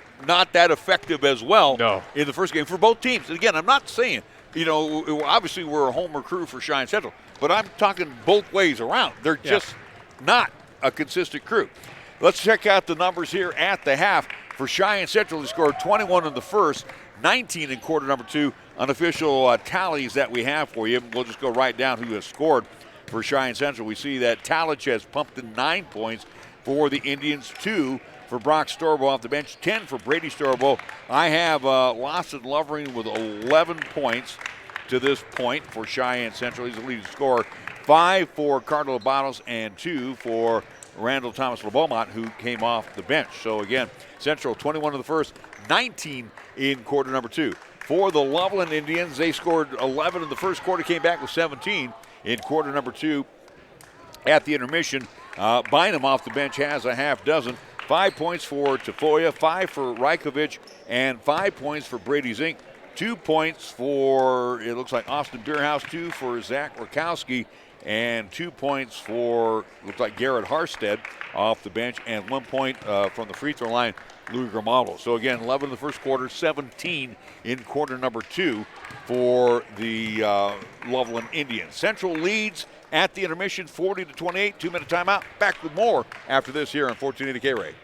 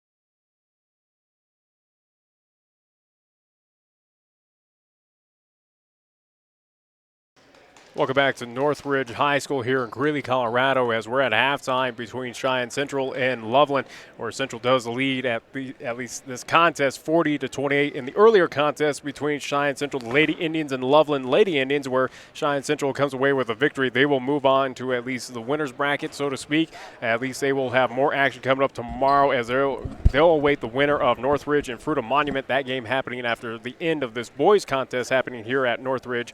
Again, that game will get underway underway at 3 o'clock live from Greeley Central down here in Colorado. Again, part of this Round Ball Invitational happening today, tomorrow, and Saturday with the championship games here in Greeley, Colorado. Again, boys, if they are able to at least pull off the victory here, again, at least continue the lead that they have over Loveland. Again, they will await the winner of Northridge and Fruita Monument. That game getting underway at 7:30 here tonight at Northridge. Again, they will play tomorrow tentatively at 4:30. Again, that game also too happening at Greeley Central. So it looks like right now, at present, we could be going back-to-back at Greeley Central tomorrow with both the Indians, Lady Indians, and the Central boys, which would be a nice thing because that makes programming a lot easier for us. Makes it a lot easier for us. So, again, we have coming up for you the second half, Central leading 40-28. I do want to mention this evening on 1480 KRAE, we will be going back to the best of the 50s and 60s music right after we get done with our broadcast here. Hopefully we'll get a chance to talk with Tag Lane on our post-game show as Central will hopefully pull this one out as they lead by a dozen, 40-28. And the nice thing, too, Nick, is we'll get a chance to see Central right in front of us here in the second half. Yeah, without a doubt, get a clear view, especially on that video live stream. So, but either way, though, again, for Cheyenne Central, it's pretty much of just continue what you were doing in that first half, just kind of tweak a few things on the defensive side and close down easy inside lanes that Loveland was finding with that at least speed and athleticism. And you pretty much have a dominating win tonight against Loveland. And you got to take these guys out of the game, too. Don't let the officials control what's going on. Well, they controlled that second quarter, and we saw what happened where Loveland at least gained a bit of momentum, took advantage of it, where kind of slowed down Central on that offensive side. And here we stand, even though, again, Central is still up by 12. Central basketball to start off quarter number 3. Stanfley along with Labatos, Talich, Lovering, and Storbo to start things off. Again, that's Brady Storbo, who has the basketball down low, leaves it short, gets his own rebound, has it stripped away, and then goes out off the fingertips, I do believe, of Tafoya. So Central will reload the offense, 7:45 as we're just underway in quarter number 3. Talich will be right of the bucket as he will trigger it in. Looking for somebody to get inside. They'll get it to Lovering. Lovering kicks it back out. Long range three by Storbo. That one rims out. Rebound pulled down by Lovering, and he can't get it to go. Central missing from point blank. As Lovering was a little too soft on that touch. As Tafoya will come down with it. Gets caught up in the lane on the bounce. And it's knocked away by Storbo. Taken away by Labatos. His pass ended up picking up by Talich. Talich has it rejected by Beerhouse as he hits the deck. Rebound pulled down by Rakowski now to Tafoya. Steps back, jump shot. That one's going to miss the mark. Mistiming his jump was Lovering, but it'll end up in the hands of Stanfley. Here comes Cheyenne Central. Storbo with a left hand off the glass and good. So first points by either team coming right there by the hands of Storbo. 42-28. 7 minutes left to go here in period number 3. Tafoya terminates the dribble. Hands it back over to Zink. Zink with the left hand, baseline jump shot. That one rims out into the hands of Lovering. Outlets it quickly to Stanfley. Stanfley now to Talich. Talich takes it up and in and draw the foul. And it will be on Tafoya. Nice job by the sophomore as he will head to the line for the old-fashioned three. It has not been a top priority for him thus far. He is 0 for 3 from the free throw line. Has not been friendly. First foul called against Loveland here in the second half, and that looks like it will be called against Tafoya, so he'll pick up his third. And Talich will get the old-fashioned three as Tafoya picks up his third foul, as Nick mentioned. Central now with a 45-28 lead. Zink pulls up from 16. That's an air ball, and Labatos will come down with the rebound. Labatos quickly out court to Storbo. Led him just a little too much by a step. Bynum will come back in as he'll check in for Zink. And we see Dawson McCleary on the bench for at least Cheyenne Central, at least for Carter Labatos. Needs a little, at least, help on the passes. And back in also will be Blaine Tucker. He will come in for Tafoya as they will take him out with the 3 fouls. So Rakowski pushing it up to Bynum. Bynum in the corner on the far side. Now bring it out to Tucker. Tucker on top to Rajkovic. Rajkovic with the right hand dribble. That's cut off by Lobatos, good defense by Cheyenne Central now to Bynum. Bynum drops it over to Rykovich with the left hand. Lock, load for three, air ball, and Staffley couldn't come up with it. He was being boxed out, it looked like, by Rakowski, and then Staffley got a hand on it and it went out. It'll stay with Loveland, though, on that offensive zone. 6:02 to go here in quarter number 3. Inbounds will come to Rakowski. In and out of the hands of Tucker, and Lobatos will come away with it. Should be easy. Off the glass and good. Nice little run here to start out this, at least, third quarter by Cheyenne Central. How about a 7-0 run to start things off? Bynum on the far side. Top of the key. Has it knocked away, and it will go off the knee of Rykovich.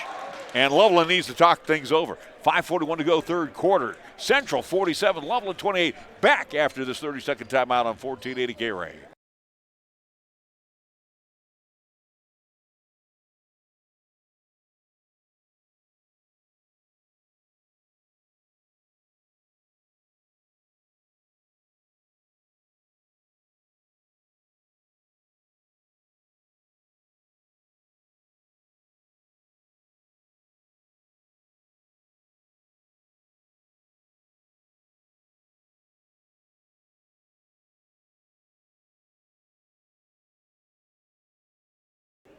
Larry Proietti along with Nick Proietti. You know what I like about the Central Indians here in this start of the third quarter? The aggressiveness, the speed, and again, too. Essentially matching speed for speed with Loveland, absolutely, especially with some of the bigger guys of the Storbo Twins. Again, Lawson Lovery, and they're matching at least quickness. And again, they at least showcased off their talents here. Again, 7-0 run to start out this third quarter. And they can beat you with the height, but they also could, it's the basketball basketball prowess that they're showing you right now. You got the speed with Lobatos, as we're seeing. Loveland down low. Storbo wide open, misses the first shot, has his second shot rejected into the hands of Lovering. Hold everything. We got a whistle inside. And I think they're going to call Lovering on the push-off on the loose ball foul. If they do, it'll be Lawson's at least second foul. First team foul called against Cheyenne Central, and that's what they're going to do. Now, I can't fault the official. He was right there underneath. Rakowski trying to get inside, then sends it out to Tucker. Tucker now to Rykovich. Rykovich top of the key with the right hand. Trying to go inside. Nice move over Lovering. Can't get it to go. Lovering comes down the rebound. Then he's tied up. Hold everything. We're going to have a whistle, and I'm not sure if it's a jump ball or a foul. Should be a jump ball. It isn't. He finally whistles a jump ball. It'll be Loveland basketball. Again, pure confusion on the court right now by this officiating crew. Had to take you blow a whistle, but you didn't know what you're going to call. You hold your arm up, though, and that stops everything. So in will be Brady Storbo. It looks like Kate. Kate steals the pass. Check that. Staffley steals the pass. He's caught from the backcourt. LeBeaumont also back in. Cates with the ball. Trying to get over the timeline. He finally does so, and he'll give it off to Staffley. Staffley will direct traffic. High block, they'll get it to LeBeaumont. Now Cates with the basketball on top to go to Brady Brock Storbo, and his little short 5-footer is good. How about a 21-point advantage now for Cheyenne Central in this contest? How about a 9-0 run to start the quarter? Yeah. And then we're going to have a whistle, a travel, as Rakowski wanted to go initially to Beerhouse and then kind of shuffle the feet. Kind of had that little pause. Yeah. As we're going to change inbound positions right now for Cheyenne Central. They'll take it out on the side. Indians lead by 21. That's the Central Indians. Talich will tap it in. He'll get it into Cates, back to Talich. 4:44 left to go. He's double teamed to the backcourt. We'll give it over to Stampfley. Stampfley over the timeline. Here attacking the zone to our side here. Bad pass, and Cates saved it, but Tucker comes away with it. Tucker runs into Cates and will draw the foul. Ethan did the thing that probably was best, was to take the foul. Yeah, without a doubt. Again, instead of giving up the bucket. Yeah, the easy, at least, layup opportunity by Loveland. So second team foul called against Cheyenne Central here in this quarter for at least Ethan Cates. He'll pick up his third, at least, foul. Blaine Tucker at the line shooting 2, no good on the first one. As we'll see, at least Carter Lobanos come back in, and out will go Ethan Cates with his third foul. So Cates will have to retreat to the bench. Tucker missing his first free throw attempt. will can the second one. And that'll end that 9-0 run by Cheyenne Central. Again, first points for Loveland here, coming at 4:27 remaining in this contest. Tallich inside to LeBeaumont off the glass, and good. Nice assist, and finishing it off. LeBeaumont with the bucket. He has 4, and it's 51-29. And I stand corrected, 4, at least 15 remaining in this third quarter. Bynum loses the handle, gives it off to Rakowski, who gets in the lane unabated and will put the bucket up and in. Underhanded it up and in. Tallich quickly down court. Pump fakes, has a shot rejected by Bierhaus and into the hands of Rajkovic. Rajkovic, bad pass taken away by Stampley. Stampley has Storbo wide open. Tallich will put it off the glass and good. He spotted Tallich off to the side. He will lay it up off the glass. Nice job by Stampley. It is Tallich. As we're off to the races by both teams up and down this court. 53-31 in favor of Cheyenne Central. Bynum trying to drive along the baseline, does so over Storbo and will put it off the glass and good. And now we're seeing this offensive output by both teams just answering back and forth. It's 53-33. Lobatos over to Tallich. Tallich pull up from the baseline, in and out. Rebound pulled down by LeBeaumont. He can't get it to go. Ball loose on the floor. Brock Storbo comes away with it. Gives it inside to Stavley with the left hand and good. Again, great efforts there on the inside by Cheyenne Central. It's 55-33. Rakowski along the baseline might have took an extra step. His shot goes out as it was in and then out. Quickly down court, Lobatos to Tallich. Tallich fires over to Storbo. Down low, they get it to LeBeaumont. Back out to Tallich for 3. Air ball. Rebound pulled down by Stanley. No, Stanley stepped on the baseline and out.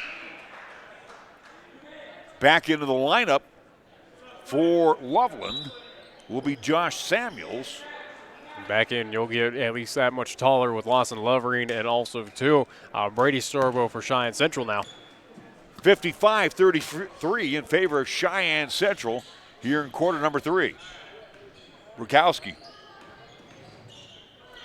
sends it back to Tucker. Now to Bynum. Bynum switching from the left hand to the right hand, tries to get inside. And how did it go in? I don't know. He was off balance on the shot, but it's a bucket. An acrobatic circus shot by him, and it falls through. 55-33. Lobatos. He'll take it all the way. Can't get it to go. Lovering trying to keep it alive, and Tallich will bump into, look like Samuels, and Nathaniel picks up the personal foul. The 13th foul called against Cheyenne Central. Again, Tag Lane not too happy with that call. Either way. That one could go either way. I mean, Tallich did bump into him. Tallich picks up his second foul in this contest. Bynum will trigger it into Rakowski. Back to Bynum. Bynum working on Storbo. And has a shot partially blocked into the hands of Lobatos. Quickly down court to Stanley. Stanley, no-look pass right into the hands of Bierhaus. Bierhaus now to Samuels. Samuels. Bynum. Lock, load for 3. That's off the back of the iron, no good. Tallich comes away with it for Cheyenne Central. He will give it off to Lobatos. Lobatos on the far side, now to Storbo. Storbo thought about the 3, now takes a dribble drive along the baseline, and it's blocked, and it'll end up near us. And Storbo felt like he got popped in the eye and no call. As he's holding right now his right eye, and he's grimacing in pain. So Central will get the possession after the block. And it'll be Tallich left of the bucket, triggering it in. And we got a whistle. And now we got Lawson Lovering with his 3rd foul. Yeah. Trying to set up the screen. So the big man, Lawson Lovering, will pick up his 3rd foul. Team's 4th called against Cheyenne Central. And we've got a lot of time left here still in quarter number 3, and that's why you want to bring in LeBeaumont. Protect Lovering here with about $1:40 left to go in period number 3. And again, Cheyenne Central does hold the 20-point lead in this contest as of now. Tucker trying to get inside, then has to dump it back out to Samuels. Samuels' jump shot, that is no good. Kept alive by Stanley, and then Rakowski will pick it up in the corner on the far side. Rakowski double team. Lobatos picks his pocket. Ball loose on the floor and ends up in the hands of Stanley. Quickly outlets it down court. Tallich, store ball off the window, good. Nice ball movement that time by Cheyenne Central. Brady Storbo finishing it off 57-35. As the Indians showcasing off the immense of speed that they have. And we're going to have a foul on Bynum as he tried to get the pass off to Bierhaus. And who is it going to be on? Obviously going to be on Cheyenne Central. As they'll pick up their 5th. That's going to be called against Brady Storbo, so he'll pick up the foul. His 2nd. Team's 4th. As the Indians. Actually, team's 5th on that one. As 15th foul. Yeah. Inbounds will come to, and Labados takes it away. Cardos. And he will be bumped into by Tucker. Oh, they're going to call, you got to be kidding me. They're calling Labados for the push-off.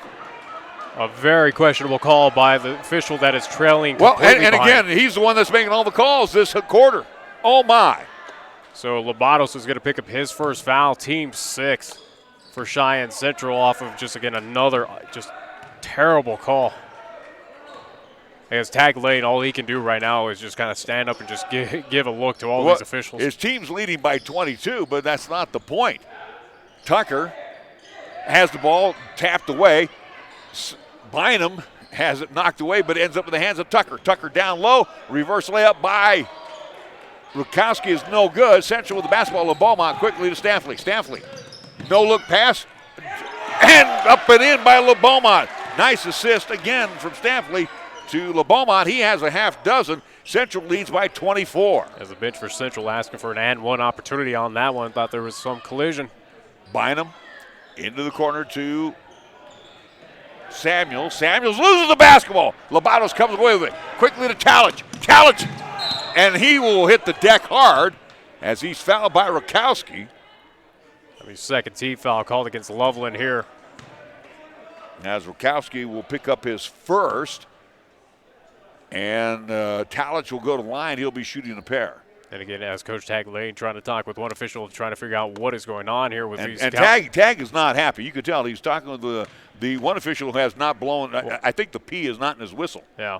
Rukowski, as you mentioned, picking up the foul. It is his first. But again, the interesting situation with Coach Tag Lane is he's been very vocal tonight. We'll see if this officiating crew will tee him up. Well, and also, too, in his case, he wanted the second shot by Talich is good. I mean, that was a foul above and beyond. So again, Talich hitting the free throw makes it 60-35. Rukowski kicks it over, long range three, and it will be no good as the horn sounds. After three, Central 60, Loveland 35. Back with the final 8 minutes after this 1 minute timeout on 1480 KRAE.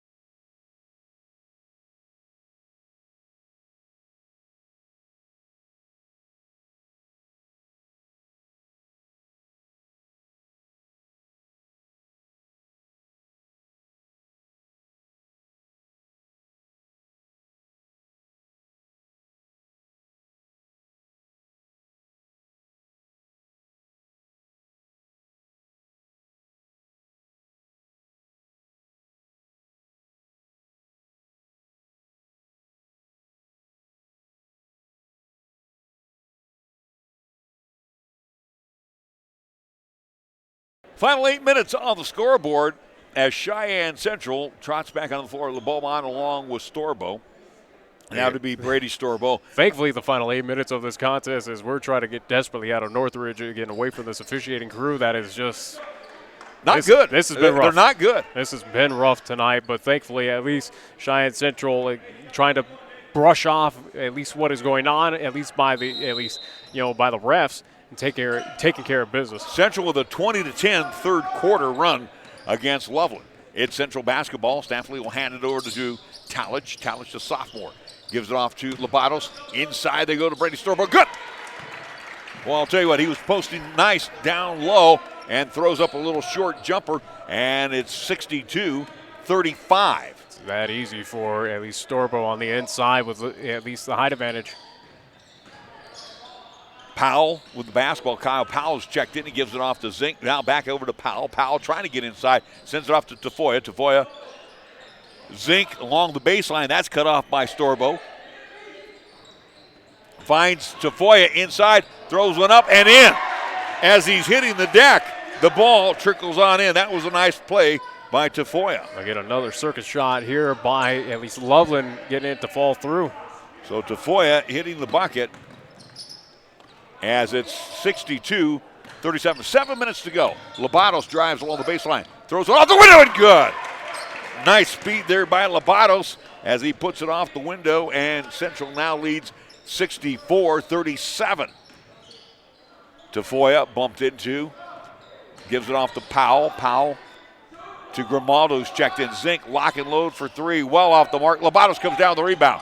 Couldn't get it down to Storable, and then Labatos loses it in the backcourt, and off the window will be Grimaldo putting it up and in. And off of that turnover, just an easy layup for Loveland. The ball on in the backcourt to Stampley. And Central gets it over the timeline. Stampley with the left hand terminates the dribble. Now throws it away, and Talich bumped into it. Now let's see what we got. And it's going to be on Harstead, I do believe, as he bumped into Talich. So that should Excuse me? That's going to be against Cheyenne Central. They're going to call that against Talich? Oh, my. So that's going to be the 17th foul called against Cheyenne Central. But again, that's a loose ball foul. We got to wait and see if this is going to be shooting. They're moving that way to at least shoot that basketball. So again, 17th foul, third foul called against Nathaniel Talich in this contest. Again, I'm sitting here where we're at, Nick. That was Harstead all over Talich. Well, according to the ref on the far end, I know. I'm Yeah. not even going to go into that any further. There's no point to beat a dead horse at this point. Harstead misses the free throw attempt and is pulled down by Brock Storbo. Quickly on the outlet to Stampley. Stampley over the timeline. Now we'll give it over to Cates, who's checked back in. Cates now to Lovering. Lovering hands it back over to Talich. Talich takes it inside, has a shot rejected by Harstead into the hands of Grimaldo. Quickly down court to Foya, and a block foul in the lane. And that'll be on Cates, so Cates picks up his fourth. Team's eighth called against Cheyenne Central now. So for Ethan, his fourth. And it will, again, the game's starting to slow down a little bit. As again, fouls starting to mount up. 18 fouls in total right now for Cheyenne Central. Only 2 have been called against Loveland, and that is a total for at least both quarters. Tafoya at the line, free throw attempt is good. Again, talk about a foul discrepancy here. 64-40. Second shot on the way. That one also is good. As the Indians of Central lead by 23. Cates will get into Lovering as he comes back. Backcourt pressure applied by the Loveland Indians, and Stampley gets past the freshman. And reach in by Powell, and Stampley gets the ball back quickly to Brockstover. Down low they go to Lovering. It's knocked away by Harstead, and Central will get the ball back. As it will be Talich triggering left of the cylinder. Hold everything, got a whistle inside, and they're going to call that on Grimaldo? I think so. As they're pointing towards Grimaldo on that play. Looks like third foul called against Loveland. And the Central fans are excited that a Finally they got one. Call was actually against Loveland. Grimaldo will pick up his first foul. Inbounds now will come to Brock Storbo. Storbo double team, loses the ball to Foya. That was good defense by Loveland. Not going to take nothing away from that to Grimaldo. Grimaldo throws one up, no good. Stampley tries to keep it alive. He does so, no. Let's see what we got here. No, he touched the baseline, and it'll be out to Loveland. You hear that whistle, you just assume. Yeah, well, this time I think. I hope so. As no one's going towards the scorer's table, so it looks like, yes, it will be inbound. As it will be Rukowski now and hold everything. Got a whistle away from the basketball. And who's it going to be on? Going to be on Grimaldo again. Grimaldo with the offensive foul. So he picks up his second, at least quick one there. 14th foul called against Loveland. So for Central. We talk about that foul discrepancy. Now it's starting to even out here.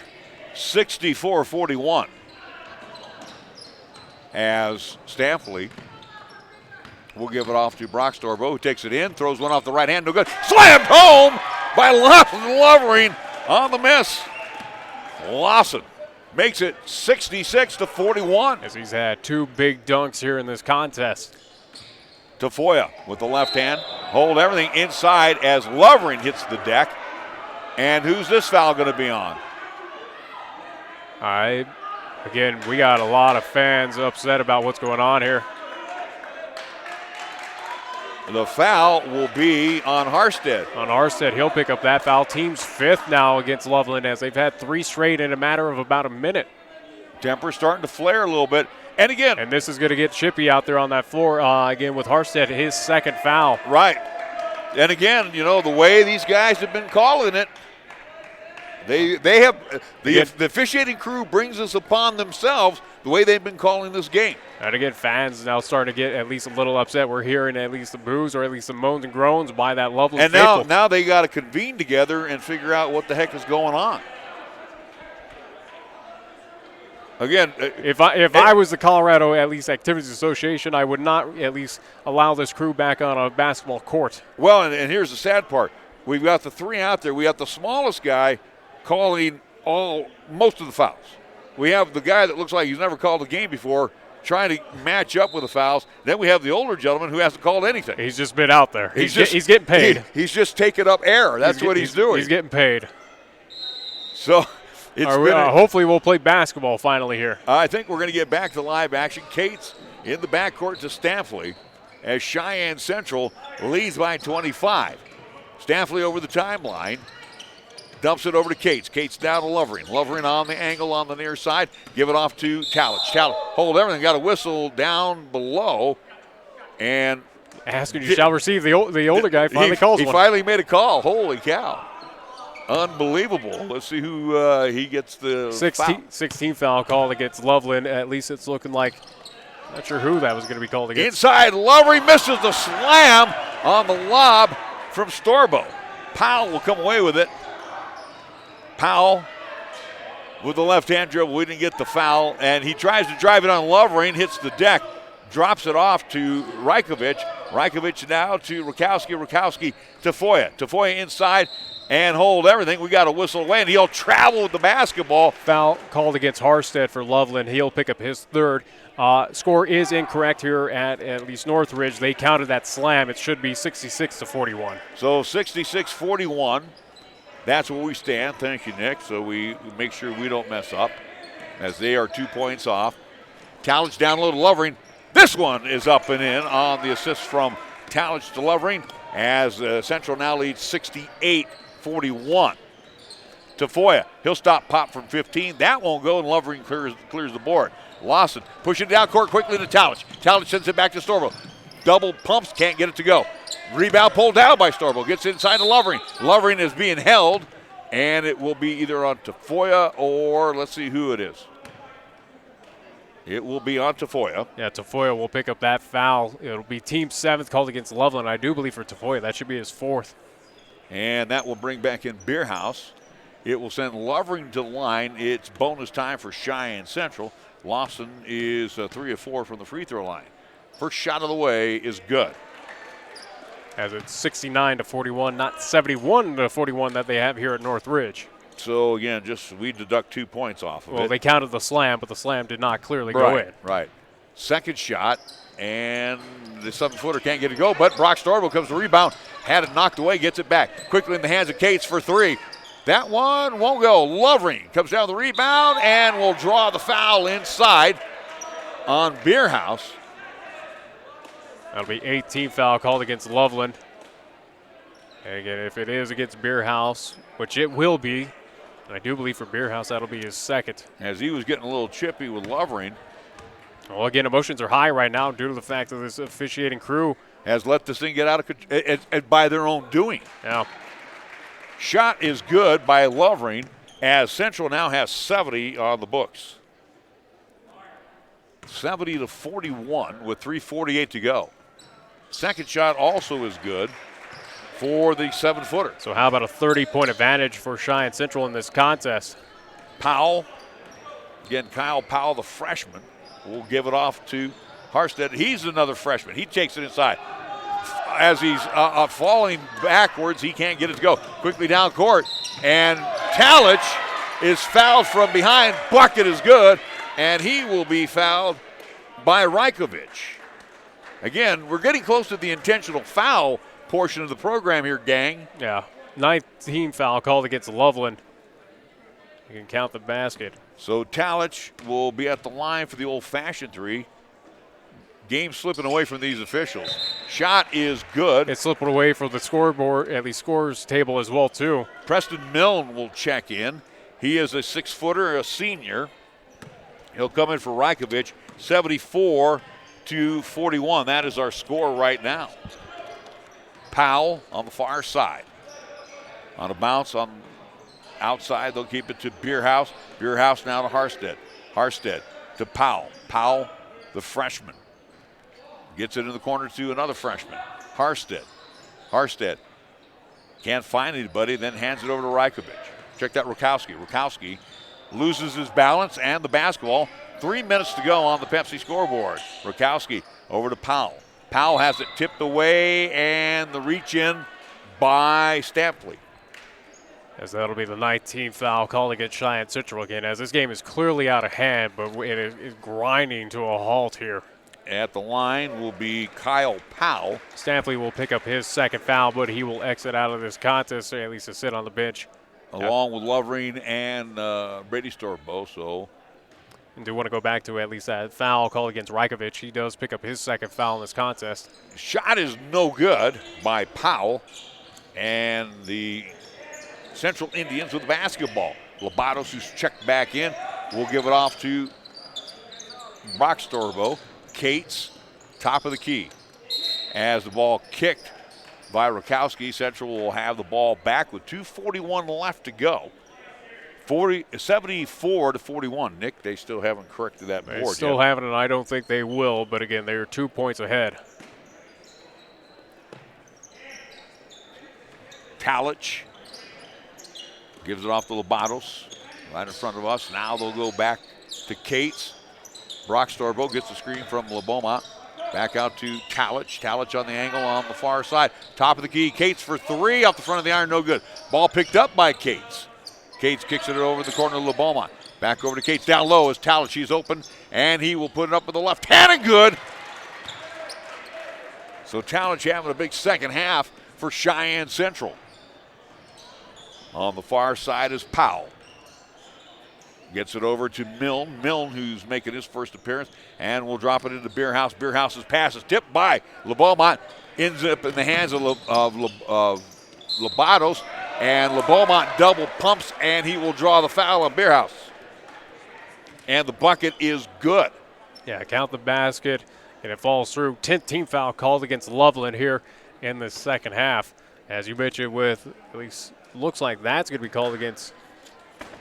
Actually, I'm not sure on that one. And it's got to be Beerhouse. They're dyslexic. They put up Milne. So, yeah, and he's got 3 fouls. Well, now they're going to give it to Milne. All right, so. Yeah, so they go with Milne, and he's got his first. At this point, it's all mute. Yeah. At this point, it's all mute. Does it really matter? Let's get out of Greeley. Well, let's get out of this house at least. Let's go over to Greeley West and play semifinal action tomorrow. Bad pass by Rukowski, picked up by Beerhouse, now out to Powell. Actually, we'll be heading over to Greeley Central. Greeley Central, that's right. Rukowski double teamed along the baseline, has the ball knocked away, taken away, and unfortunately Powell gets it into the hands of Harstead, who missed the shot, the easy bunny. Cates comes down. Baseline jump shot, can't get it to go. It's tapped around. Powell taps it into the hands of Beerhouse quickly to Rukowski. Rukowski with 67 seconds left. Bowls over Samuels. Samuels will pick up the foul inside. Again, flip of the coin. Is it a foul? Is it a charge? Is it a charge? Is it, who knows what's going on when they blow that whistle. But foul will be called against Cheyenne Central. Both teams at 10 team fouls here. With 1:05 remaining in this contest. Rukowski at the line, one in penalty, and, a double bonus right now. And they call that foul against LeBeaumont, so he'll pick up his second. First shot is no good.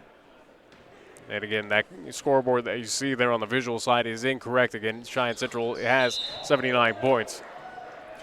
Second shot is no good as well.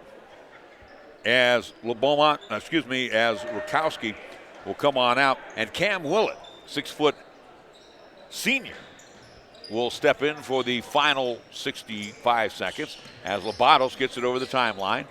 being harassed by Milne. High block, they'll get it over to LeBeaumont, hands it off to Labatos. Labatos to Talich, off the glass, and good. Easy money right there by Nathaniel Talich. How about a 40-point advantage right now for the Central High Indians?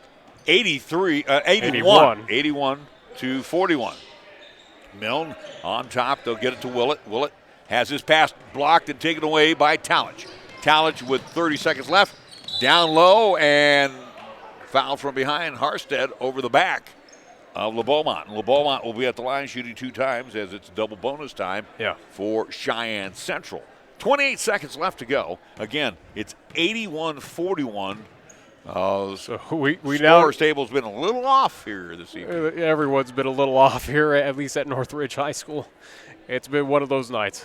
First shot by Randy LeBeaumont, no good. Again, the foul against Harstad for Loveland. He'll pick up his 4th. Like you said, Nick, moot point, right? Yeah, it's a moot point. Central's going to move on to the championship, at least semifinals. Second shot is good by LeBeaumont, as it's now 82-41. Powell on a bounce, in and out of the hands of Beerhouse. Beerhouse tracks it down in the corner. We'll give it off to Harstead. Harstead is going to post up. No, he'll send it back out to Powell with 10 seconds left. Powell takes it inside and tries to draw the bump foul. Can't get it go. Loose ball picked up by LeBeaumont, and it'll end up in the hands of Brock Storber. Covers it up, and Cheyenne Central wins, going away 82-41.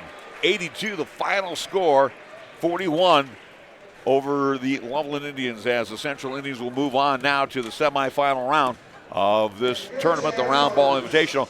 We'll be back after a 2-minute timeout right here on 1480 KRAE. College has been something that's always been on the back of my mind. This is where I found what I wanted, one of my passions, what I really love to do. In class, I feel more engaged. The people here do care about you, and they want to help you succeed in life. They make it so easy to be a parent and be able to still go to school. I like the way I'm improving. I love being, a part of the LCCC family, and I'm glad I made this step in my life.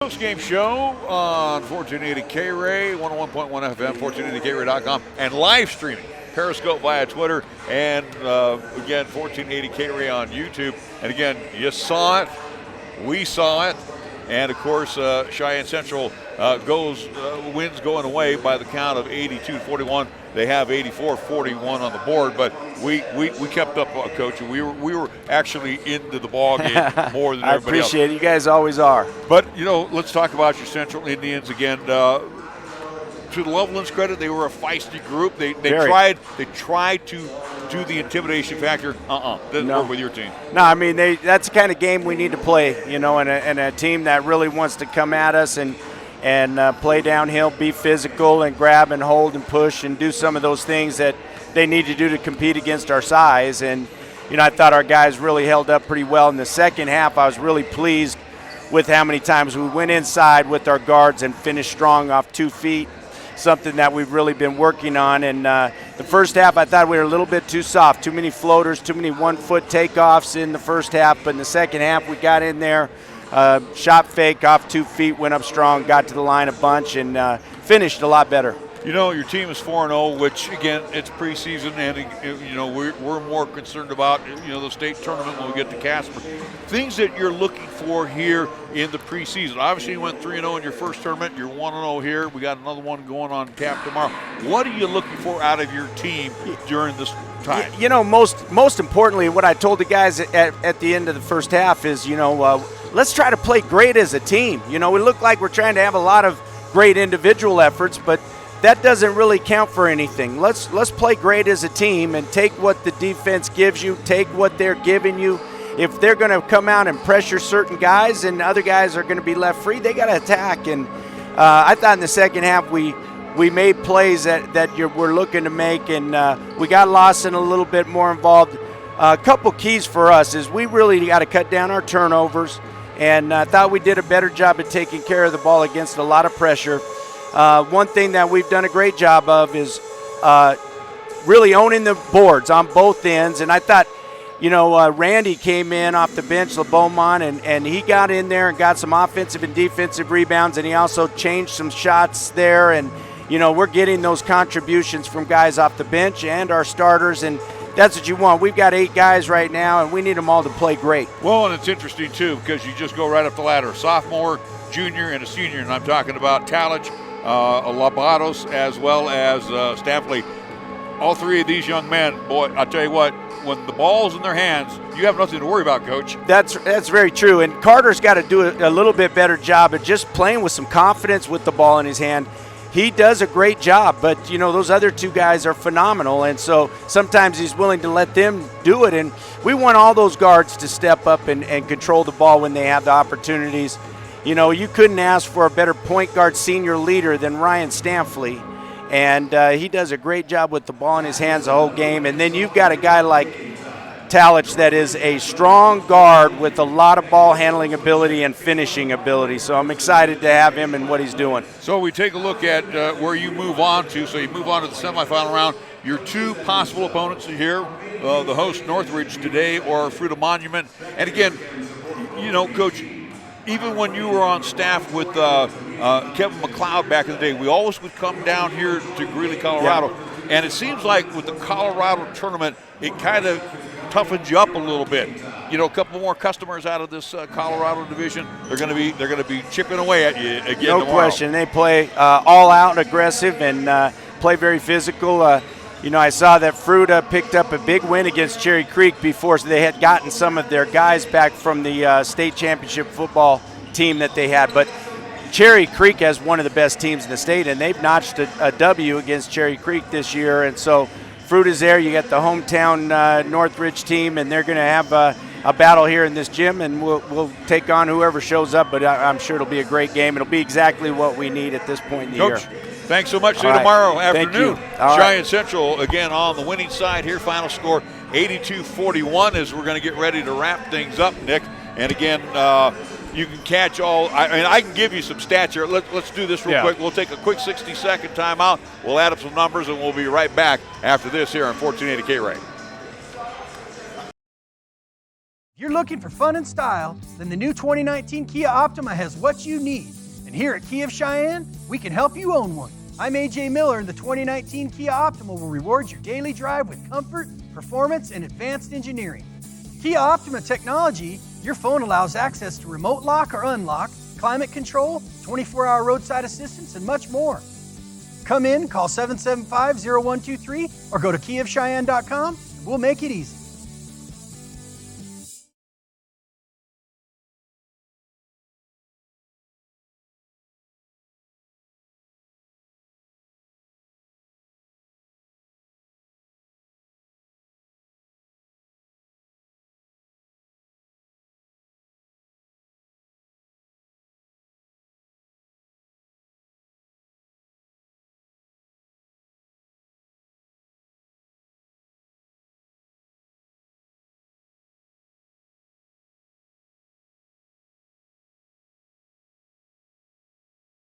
things up, Nick. Again, the final score 82-41. We're just going to give you the Central numbers that we have here. Again, all unofficial stats.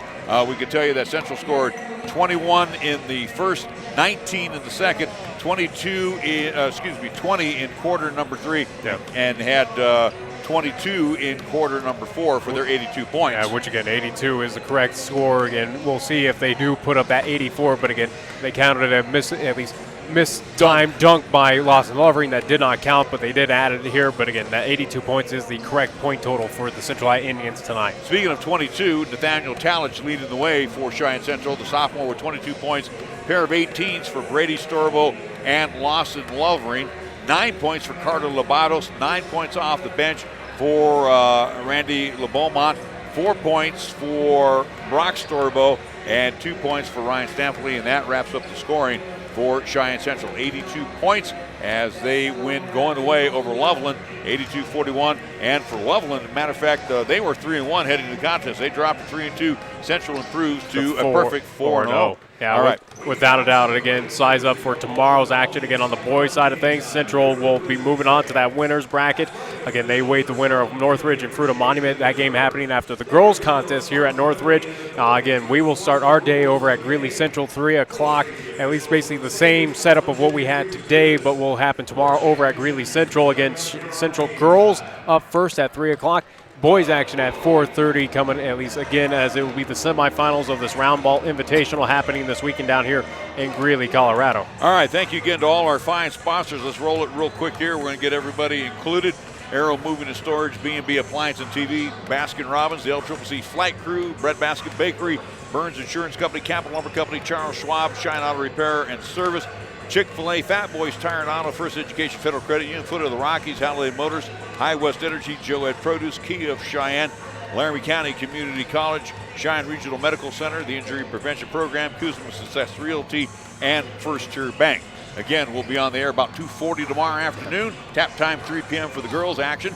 We also want to thank MHP LLP, Lennox Auto Body, Little Philly, Mary's Mountain Cookies, Medicap Pharmacy, Meridian Trust Federal Credit Union, Merritt Plumbing and Heating, Page and Zach Lane at Number One Properties, Pepsi of Cheyenne with the Pepsi Scoreboard, Pete's Builders, Platte Valley Bank, Taco John's, the Gill Window Company, Wyoming Department of Transportation. Also, we want to thank Cheyenne Urological PC.